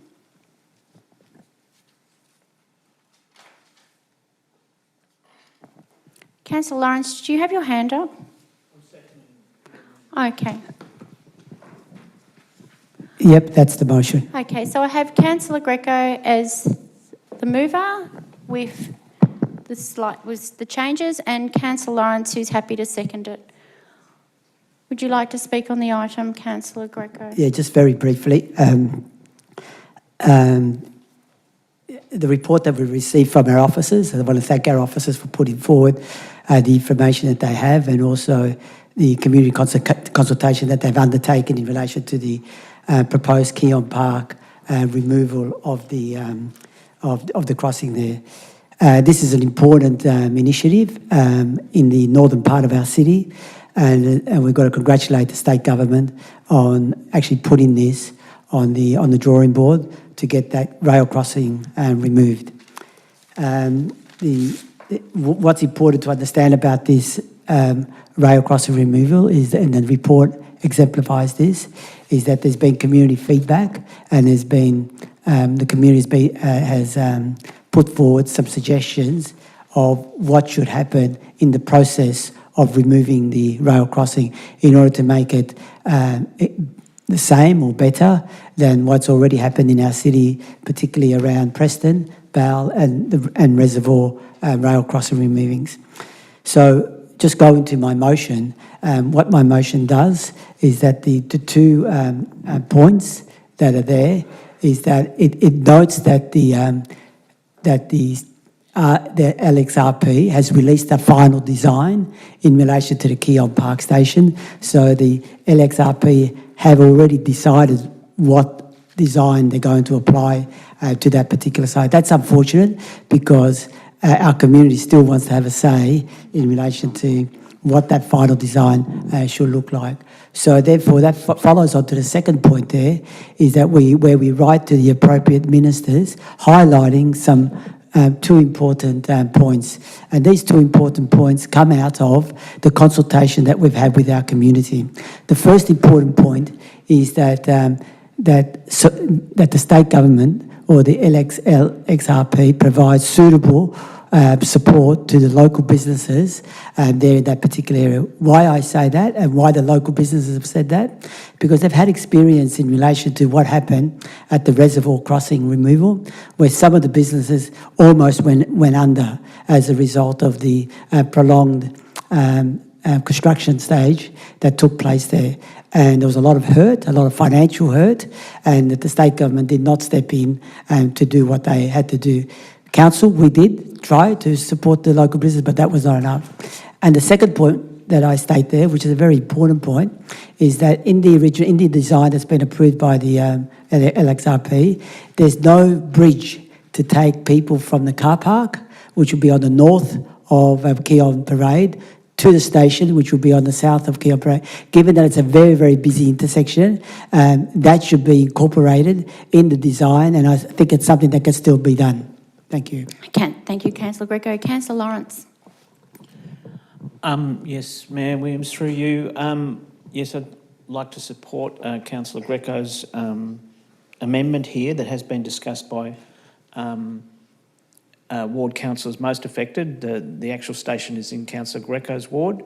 However, it actually offers to 6,000 of my residents the closest actual railway station. So we never, in our wildest dreams, thought about Keon Park Station being replaced.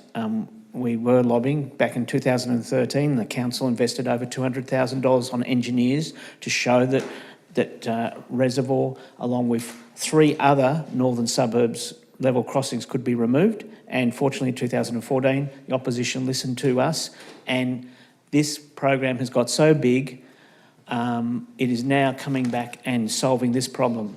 Now, the issue here is that we've had a major community issue with a workplace that employs disabled people, and they had problems with crossing the road there because Keon Parade did not have a very good pedestrian interface to the bus station and to the actual Keon Parade, the Johnson Street shops. The other sites in this city have been subject to extensive town planning. Obviously, the town planning from the reservoir side goes back a decade, and same with Preston and Bell. We get car parking adjacent, easy access, no dangerous road to cross to go to the station. The unique thing that's happening in Keon Parade is that, Keon Park Station, is that we're getting a new station. It's coming out of Whistler, coming on our side. But above there is many, many factories which add to the job opportunities of Darebin, plus, as I said, special users in terms of disabled workers who are getting employment there. We cannot leave the car park separated by Keon Parade. We must Thank you, Councillor have a Lawrence. Your time is pedestrian, up. Any other further entry on the north councillors that would side like to speak to the item that's going to be via an elevator. different to the debate than what's already mentioned? Councillor Messina. I'd like to have an amendment to the to Councillor Lawrence, sorry, to Councillor Greco's amendment, please. I'd like to incorporate. If we can Have you circulated that amendment, I Councillor did circulate Messina? it earlier, Yep. yes. Do our So officers it'll have be- that amendment Oh, so we that's can to see be- it on screen, Yeah, please? that's to be incorporated in Councillor, item number 3. is Yep. to be Once we get it included. up on screen, then I'll ask the mover and seconder if they'll accept it. That's okay? Thank you. I do have one that I just thought of Okay. in addition to that, so if it's acceptable as well, and I haven't inscribed it, but I'm about to. In addition to rights to the LXRP. Hang on. Do you want to add it on to this? Or do you want it as a, if this fails, do you have another amendment? No, this is to be included into the amendment. If you go back to the other screen. Yep. Yep. So, Georgie? So it's just it'll be point C. But I have a point So under D. number 2, you have a point C, is that correct? Yes. Yep, okay. And I have a point D, which I have not A circulated. C and D, but Yeah, D I've is just- not circulated, Yeah, I've but just you'd like to formulated read it out. If one of our officers can type away and you can read it out then. It's really easy. Yep, and then I have a D. Oh, and can we please include Keon Park, Reservoir and other Preston stations, so Preston Bell.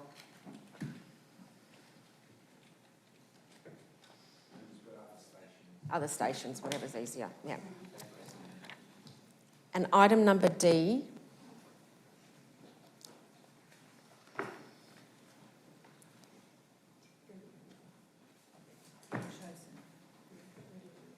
Item number D is that the Mayor writes to the Preston local member, Nathan Lambert, regarding the problems at problems at Murray Road area, including.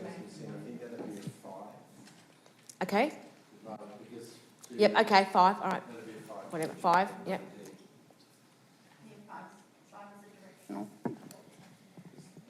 Five, that the Mayor write to the Preston local member Nathan Lambert to facilitate a meeting with regards to the Murray Road issues regarding the bridge drainage, the laneway, the open drains near the playground area at Murray Road. Will the mover and seconder accept Councillor Messina's additional items? Mayor, I'm terribly sorry. I have to raise a point of order, and I do apologise, Councillor Messina, but we're on an item about the LXRP project at Keon Park. So the point of order would be 10.1C is out. 10.1B is irrelevant to the matter under consideration. I don't want to water down our Keon Park advocacy with things that aren't about Keon Park. Yep. Apologies, Councillor I think Messina. it's just asking for a minute. Right? It's just some issues that are happening now. Yep. Okay. I'm happy to withdraw it if it's not. It's something that needs to be done. So I'm happy to withdraw it if it becomes an issue. I think it's up to the mover and seconder to decide on whether they accept or not accept. Sorry. The relevance of it, yeah. We have a rule of point of order. Can I just clarify through you, Mayor? Is it 10.1D or 10.1? Okay, thank you. Okay. So I think... It is irrelevant. It is irrelevant. Yeah, I know. Giving about Keon Park, but part 5 is not. Yeah, okay. We can withdraw it. I'm happy to withdraw it. It's Part 5, can we take part 5 out from this item. And C relates to... C is good. However, C is C does relate to Thank you. the Keon Park. Thank you. Does the mover and seconder... I'm happy with C. I'm happy with the inclusion Okay, of C. and the seconder, Councillor Lawrence, do you accept Councillor Messina's amendment? Thank you. Councillor Greco, would you like to speak on the item? Oh, you already spoken. I haven't Councillor- spoken since it's Okay. been, I haven't spoken. Thank you. Councillor Messina. Thank you. Firstly, can I just begin by acknowledging the advocacy from Darebin City Council and also from the former state member Robin Scott and current member for Thomasdown Bromley Halfpenny, who's done some incredible work to ensure that this came into fruition. I'd like to thank the community with their participation in the engagement with the formulation of this report. Keon Park, from my knowledge, has only had one little upgrade in my lifetime, and that's 57 years.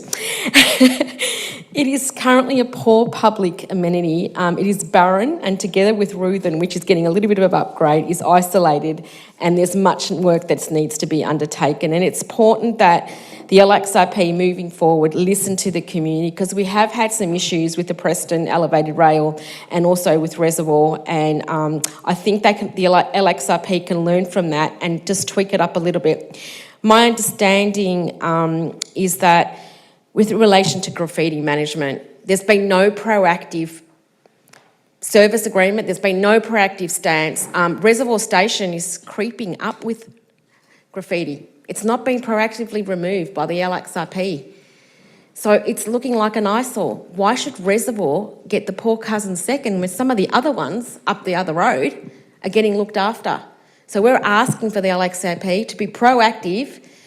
The graffiti on black paint is an ugly eyesore. We need to make sure that we are looked after. So that's why I've put in the amendment. Thank you. I need to put a procedural motion to extend meeting time this evening for another 30 minutes. I need you all to be mindful that even if we had 5 minutes per item, I don't think we're going to finish tonight's meeting. So therefore, I'm asking for a procedural motion, and then when we have items that we're going to be speaking on, we need to keep it quick and precise, and unless you're objecting to it. Councillor Lawrence. Thank you. And Councillor Rennie. So Councillor Lawrence is moving the procedural motion to extend the time for 30 minutes, and Councillor Rennie is the seconder. All those in favour? Thank you, and that's been carried unanimously. Next item on the agenda is 9.3, which is the performance report.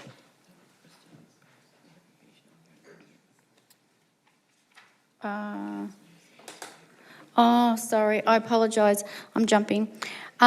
We need to go back and actually vote on 9.1 on that item now, which has been accepted by the mover and seconder. Unless we have an objector in reference to that item, can I ask for that item please to be put to vote? All those in favour? That has been carried unanimously. Now we'll move on to item 9.3, which is the performance report. Do I have a mover? Councillor Trent McCarthy. And do I have a seconder for that item? Councillor Emily Demetriadis. Councillor McCarthy, would you like to speak to the item? Thanks, Mayor. I'm going to keep it really brief, given the time. I just want to start off firstly by thanking our council officers, both those that are with us this evening and also all the other council officers who have done an extraordinary amount of work to get us to this point in relation to our quarterly report.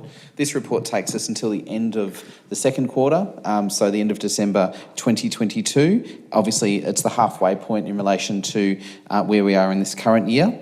And of course, it's important to recognise that some of the actions that are referred to in here are part of multi-year processes, and so they may be ongoing, they may be in progress, and they may be, where it's noted, iterative in the response to other needs and other communities and other organisations. I want to zero right in, Mayor, on just one of the actions which is repeated a couple of times in the quarterly report under 1.5, and it's an area that's of a great dear interest to me, and I know to many councillors, and that is our work to respect the voices and aspirations of traditional owners and Aboriginal and Torres Strait Islander communities in Darebin. Mayor, I had the opportunity to see firsthand the extraordinary work that this organisation does internally and across with other organisations when I got to join the school's NAIDOC Yarning Conference last year. And I want to celebrate the work that went into this, Mayor, because for me, this is actually what this organisation does so exceptionally well. And you get a summary of it in the quarterly report, and it's a sort of high-level outcome that we want to see across the organisation in different ways, with our 430 Year 5 students from the greatest number of schools, 25, I think it was 22 schools in total this year. I'll be happy to be corrected, with a range of organisations, individuals, elders and partners contributing to the theme, Get Up, Stand Up and Show Up. And Mayor, I just want to and councillors, I just want to emphasise this particular event because this is an example of council investing in an initiative some years ago. I think it was in 2016 or 2017, where we just had a handful of schools. We now have, I believe, the majority of Darebin's primary schools, and certainly with grade 5s and grade 6s attending. So we now have one of the biggest events in the state involving students engaged in these conversations, and it's something we should all be proud of. On the flip side, there are a number of actions in our quarterly report which do say that we are in progress or off track and we need to realign and refocus, and I think it's important to be upfront and acknowledge that. I think it's also important to acknowledge where things are not as relevant as they might have been 2 years ago. But on that note, I want to thank all the officers for their work in both putting together this report, delivering the work that we can see in front of us, and I wish them all the best in the next 2 quarters. Thank you, Councillor McCarthy. Councillor Demetriadis is the seconder. Would you like to speak to the item? Not at this stage, thanks. Are there any other councillors that would like to speak to the item? Would like to speak against the item? Councillor Demetriadis, are you happy for it to go to vote? Yes, nothing further. Okay, let's go to vote. All those in favour? That has been carried unanimously. Thank you, councillors. I have item 9.5 this evening, which is the Community Engagement Policy Review. Do I have a mover on that item? Councillor Demetriadis, I'd just like to move it with an amendment that I just circulated. It's very simple. Okay. Do our officers have that item for an amendment up on the screen? Okay, our officers do not have that item on Councillor Demetriadis. I think there was an alt rec on this too, man. Let me just check. Is this the one that was an alt rec on, Jade? Before you go to the amendment, can I just point out there's an alt rec on this? There were some changes to the social media policy. So, councillors, I'm pretty sure that because we had a discussion about this earlier today, that this did come up from our previous council meeting from last year. There has been some tweets that our officers have tweeted and changed some of that recommendation around regarding the media and social media policy that's attached in Appendix A. Yep. And it's actually 9.5 that we're working on, not 9.6. Thank you. Sorry, Mayor. So I can go to the amendment. I'm getting very tired. So the 9.5 is actually the community engagement policy.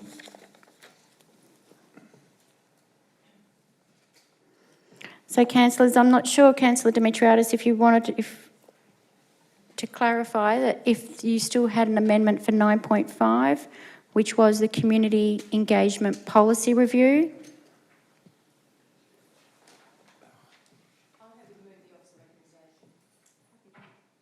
Happy to second. I believe Councillor 9.5, which is the community engagement. Oh, it's good. I apologise.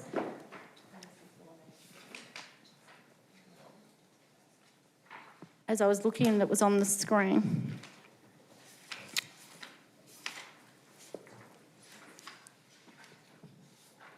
So, Councillor Demetriadis, did you have an amendment for 9.5? I was going to move the officer's recommendation with a slight amendment. Yes, I know that. Thank you for the clarification, Councillor Lawrence. Do I have a seconder if you can read what's up on the screen? Thank you, Councillor Lawrence.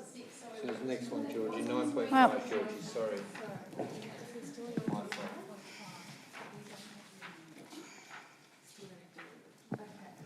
Guys, this is the one, the 9.5, which is about the community engagement and what officers are allowed, how we engage with our community and what details they are able to leave on as part of that process.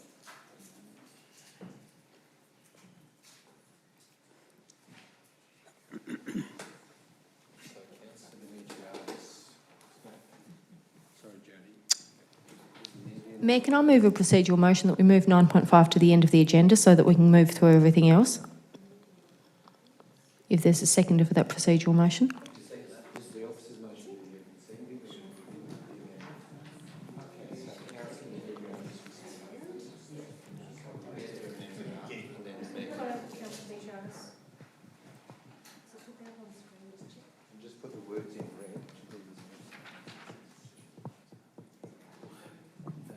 Mayor, I'm sorry, I've moved a procedural motion that 9.5 be moved to the end of the agenda so that we can keep moving with things that aren't going to cause this.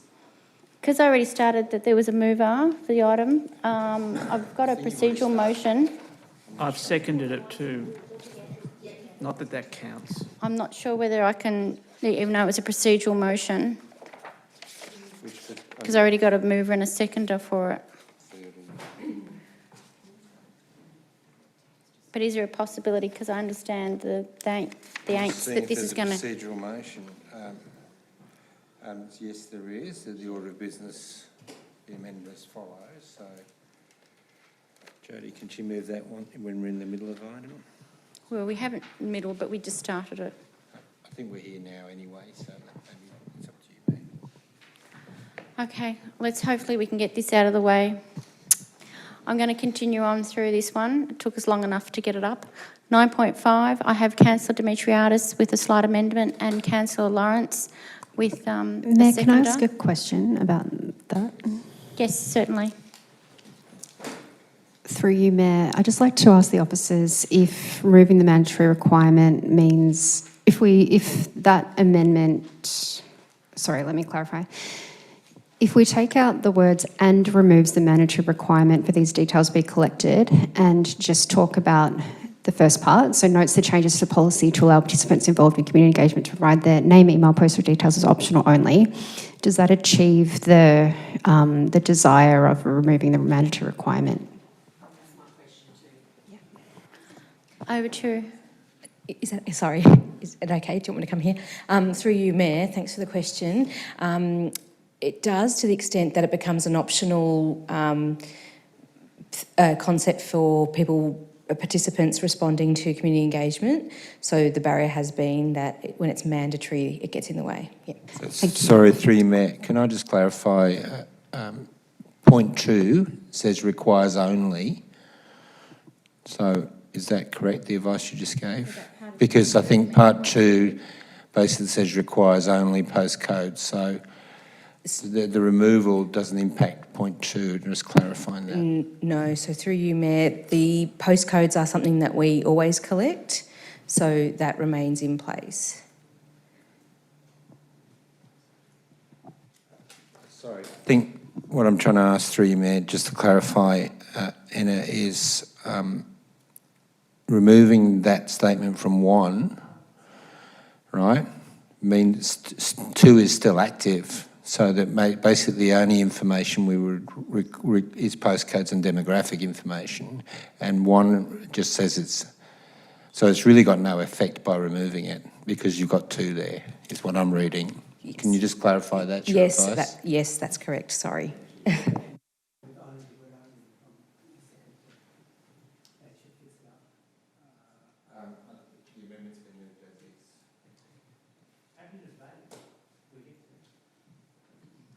Councillor Demetriadis, guys, as a reminder, we are running out of time.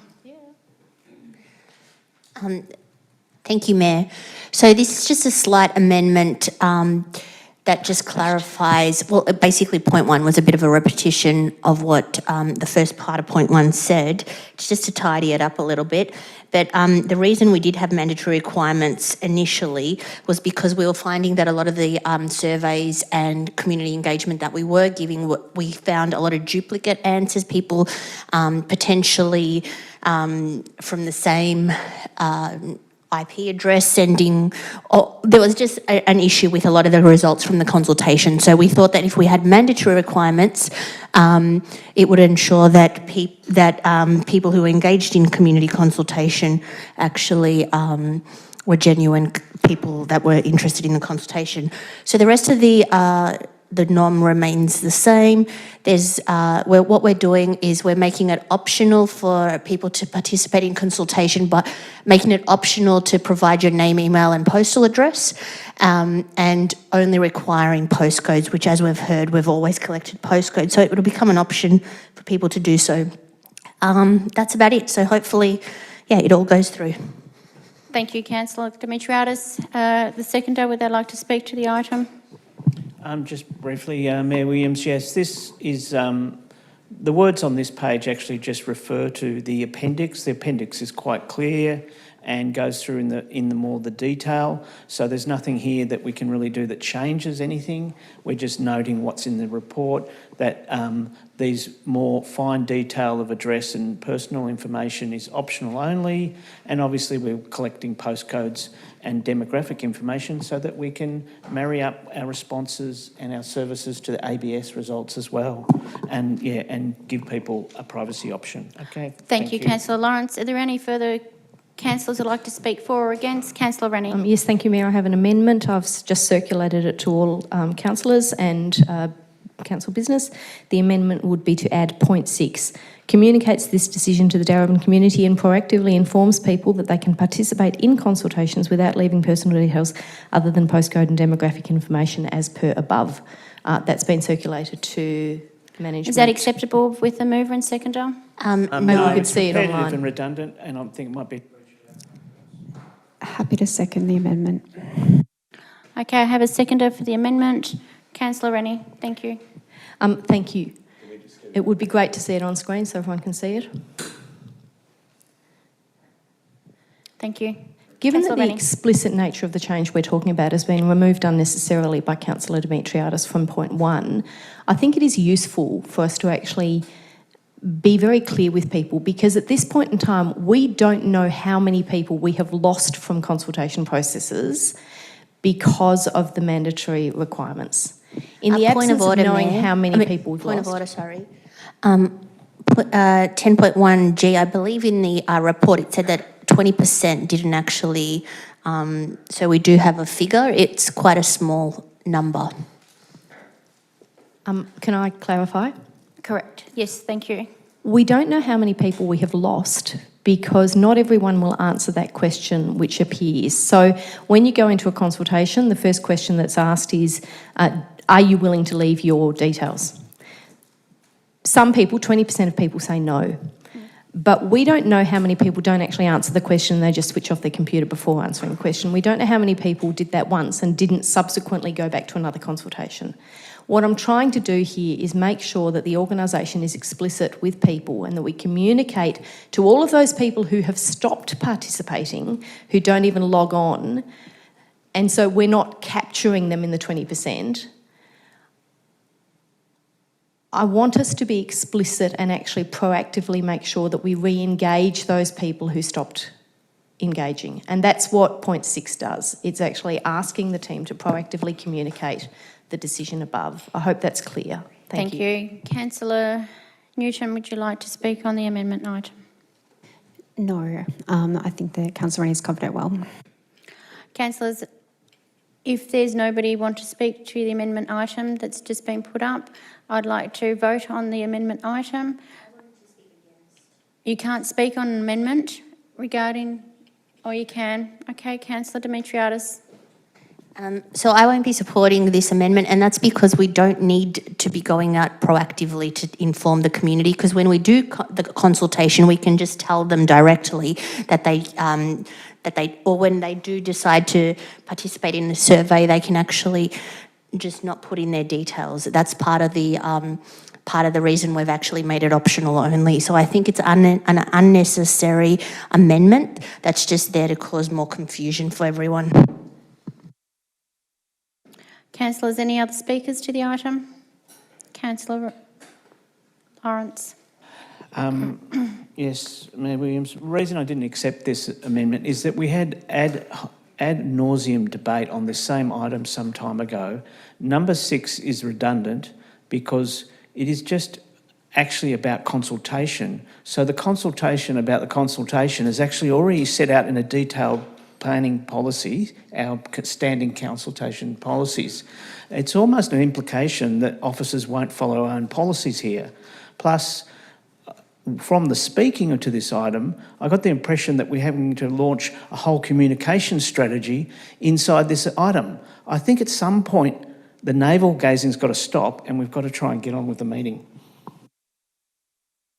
Thank you. If there are no further questions, I'd like to put that item to vote.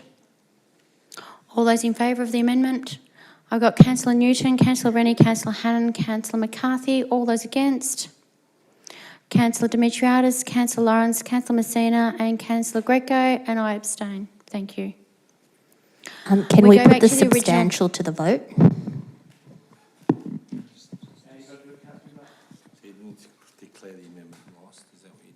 Yes.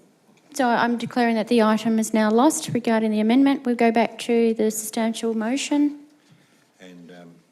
And Dimitrios has put a put motion. Yep, and I'd like to have that item to be put to vote. All those in favour with what's in front of us there? I've got Councillor Williams, Councillor Newton, Councillor Dimitriadis. Oh, it's carried unanimously. Thank you.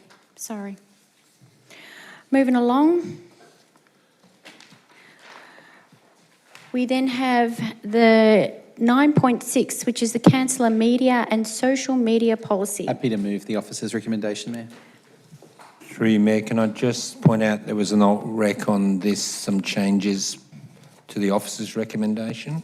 Yep, so this is the one I was speaking about earlier that came up late last year. There has been some slight changes to the social media policy and Councillor Media. Yeah.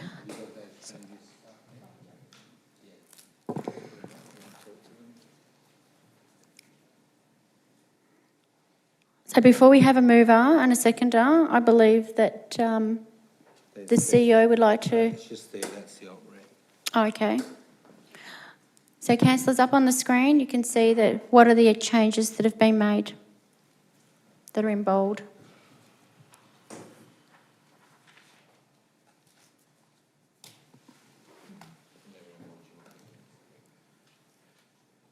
Just give you a moment to read it because there were changes after our discussion earlier today that when we had our councillor-only meeting.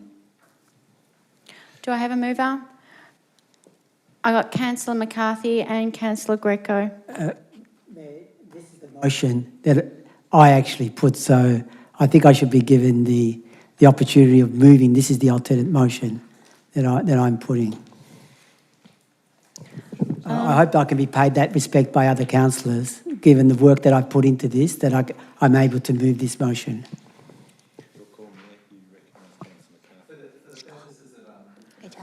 Sorry, Mayor, for the purposes of Councillor Greco's request, I'm more than happy to withdraw. Okay, Councillor Greco, you're the mover. Thank you very much, McCarthy is the Councillor seconder. McCarthy, and Councillor I'll quickly Greco, if speak you'd to like it. to speak to the item, thank you. Sorry, Councillor can I just ask Dimitriadis. a question very quickly?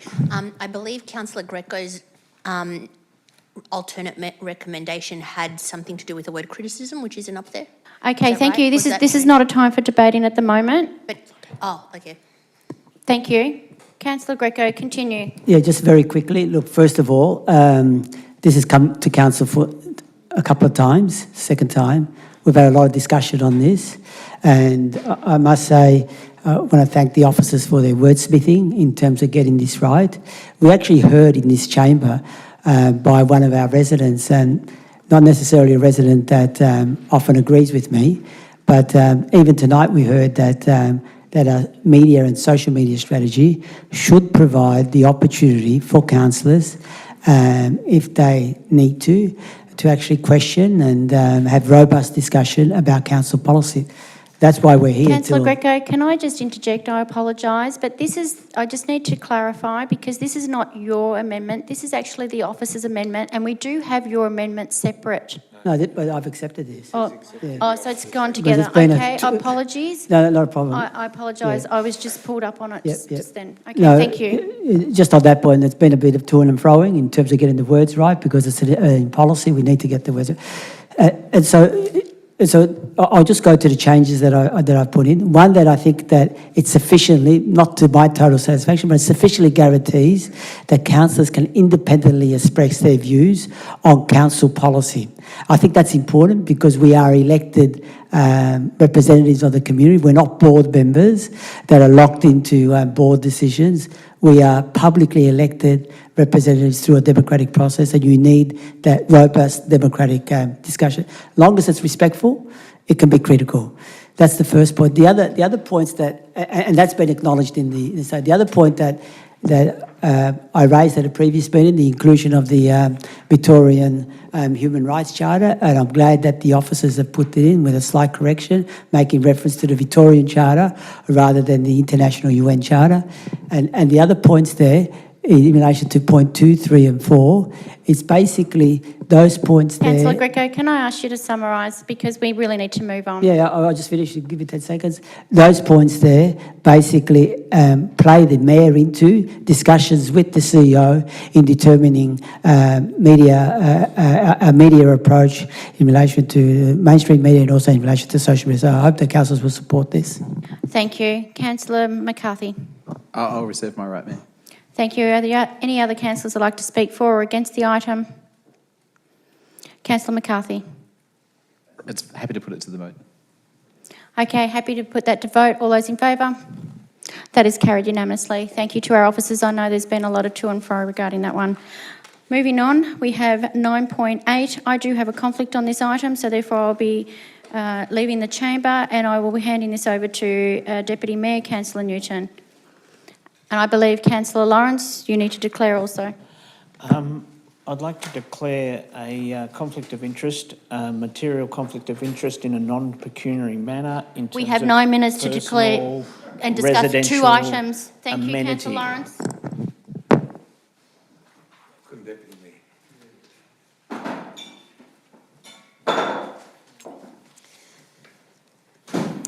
I'll just wait for councillors to leave the chamber. Okay, we're on 9.8 Property Matters, February 2023. Do I have... I'm happy to move that. Councillor Greco, officer's recommendation? Are you moving the officer's recommendation? Yes. Yep. And do I have a seconder for that item? Councillor McCarthy. Councillor Greco, would you like to speak to the item? The report's self-explanatory. Officers have done all the due diligence in relation to this, and I think we should accept the officer recommendation in relation to this. Thank you. Councillor McCarthy, would Nothing you like to to add. speak? Nothing to add. Would anyone like to speak in opposition to the item? Okay, in that case, I'll consider the debate closed. All those in favour of the substantive item, that's carried unanimously. Thank you. And I'll ask Mayor Williams to return to the chamber and for Councillor Lawrence to return to the chamber, please. Thanks.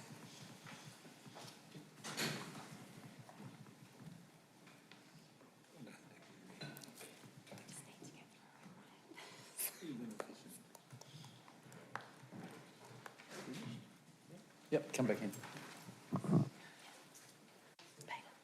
Just as an FYI, if they hit 10 o'clock, the Mayor can call to extend by another 15 minutes if she believes that all business can be executed. Yeah. So there is another 15. What have we got left? Governance report. We've currently got 8, the governance report. We've got governance report. Yeah. Is that it? Yes. Okay. There is a 15-minute. 6 minutes to get through the governance report. Last item. Thank you, Councillor Newton. I appreciate that. Last item on tonight's agenda is Governance Report 9.9. Who would like to be the mover for that? Councillor McCarthy. Who as a seconder? Councillor Demetriadis. Councillor McCarthy. Just really briefly, Mayor, thank you to the officers for putting this together. There is a lot in here. I just want to note, in the interest of transparency, that this item includes contributions by council towards council professional development. So there are some items in there for councillors to be aware of. And of course, also there's a report in relation to the Audit and Risk Committee as well. And just to highlight the critical dates there, which Council is committing to, which is to hold a hearing of Submissions Committee on Tuesday, 14th of March, for the purposes of submissions to the budget. That's it from me, Mayor, and thank you to the officers for all the work that's gone into this report. I appreciate that. Councillor Demetriadis. Thank you, Mayor. I firstly wanted to thank the officers for increasing transparency around freedom of information and reporting on confidential resolutions after I personally raised that late last year during the transparency policy discussions. So it's great to see Darebin move to be more transparent with our community. One of our biggest complaints I and some councillors have received from the community about Darebin after poor service delivery is a lack of transparency, honesty, accuracy and meaningful consultation. Darebin has fostered this community view over many years. However, it's never too late to try and improve this under the guidance of our new CEO. Under the Local Government Act, we do have an obligation to be as transparent as possible, so this is a good step in the rebuilding trust with the Darebin community. Now to the latest Audit and Risk Committee report that again did not highlight any financial risk. I continue to be a bit cautious with these reports and findings after the recent revelations of deteriorating financial situation at Darebin Council, which are included in this governance report.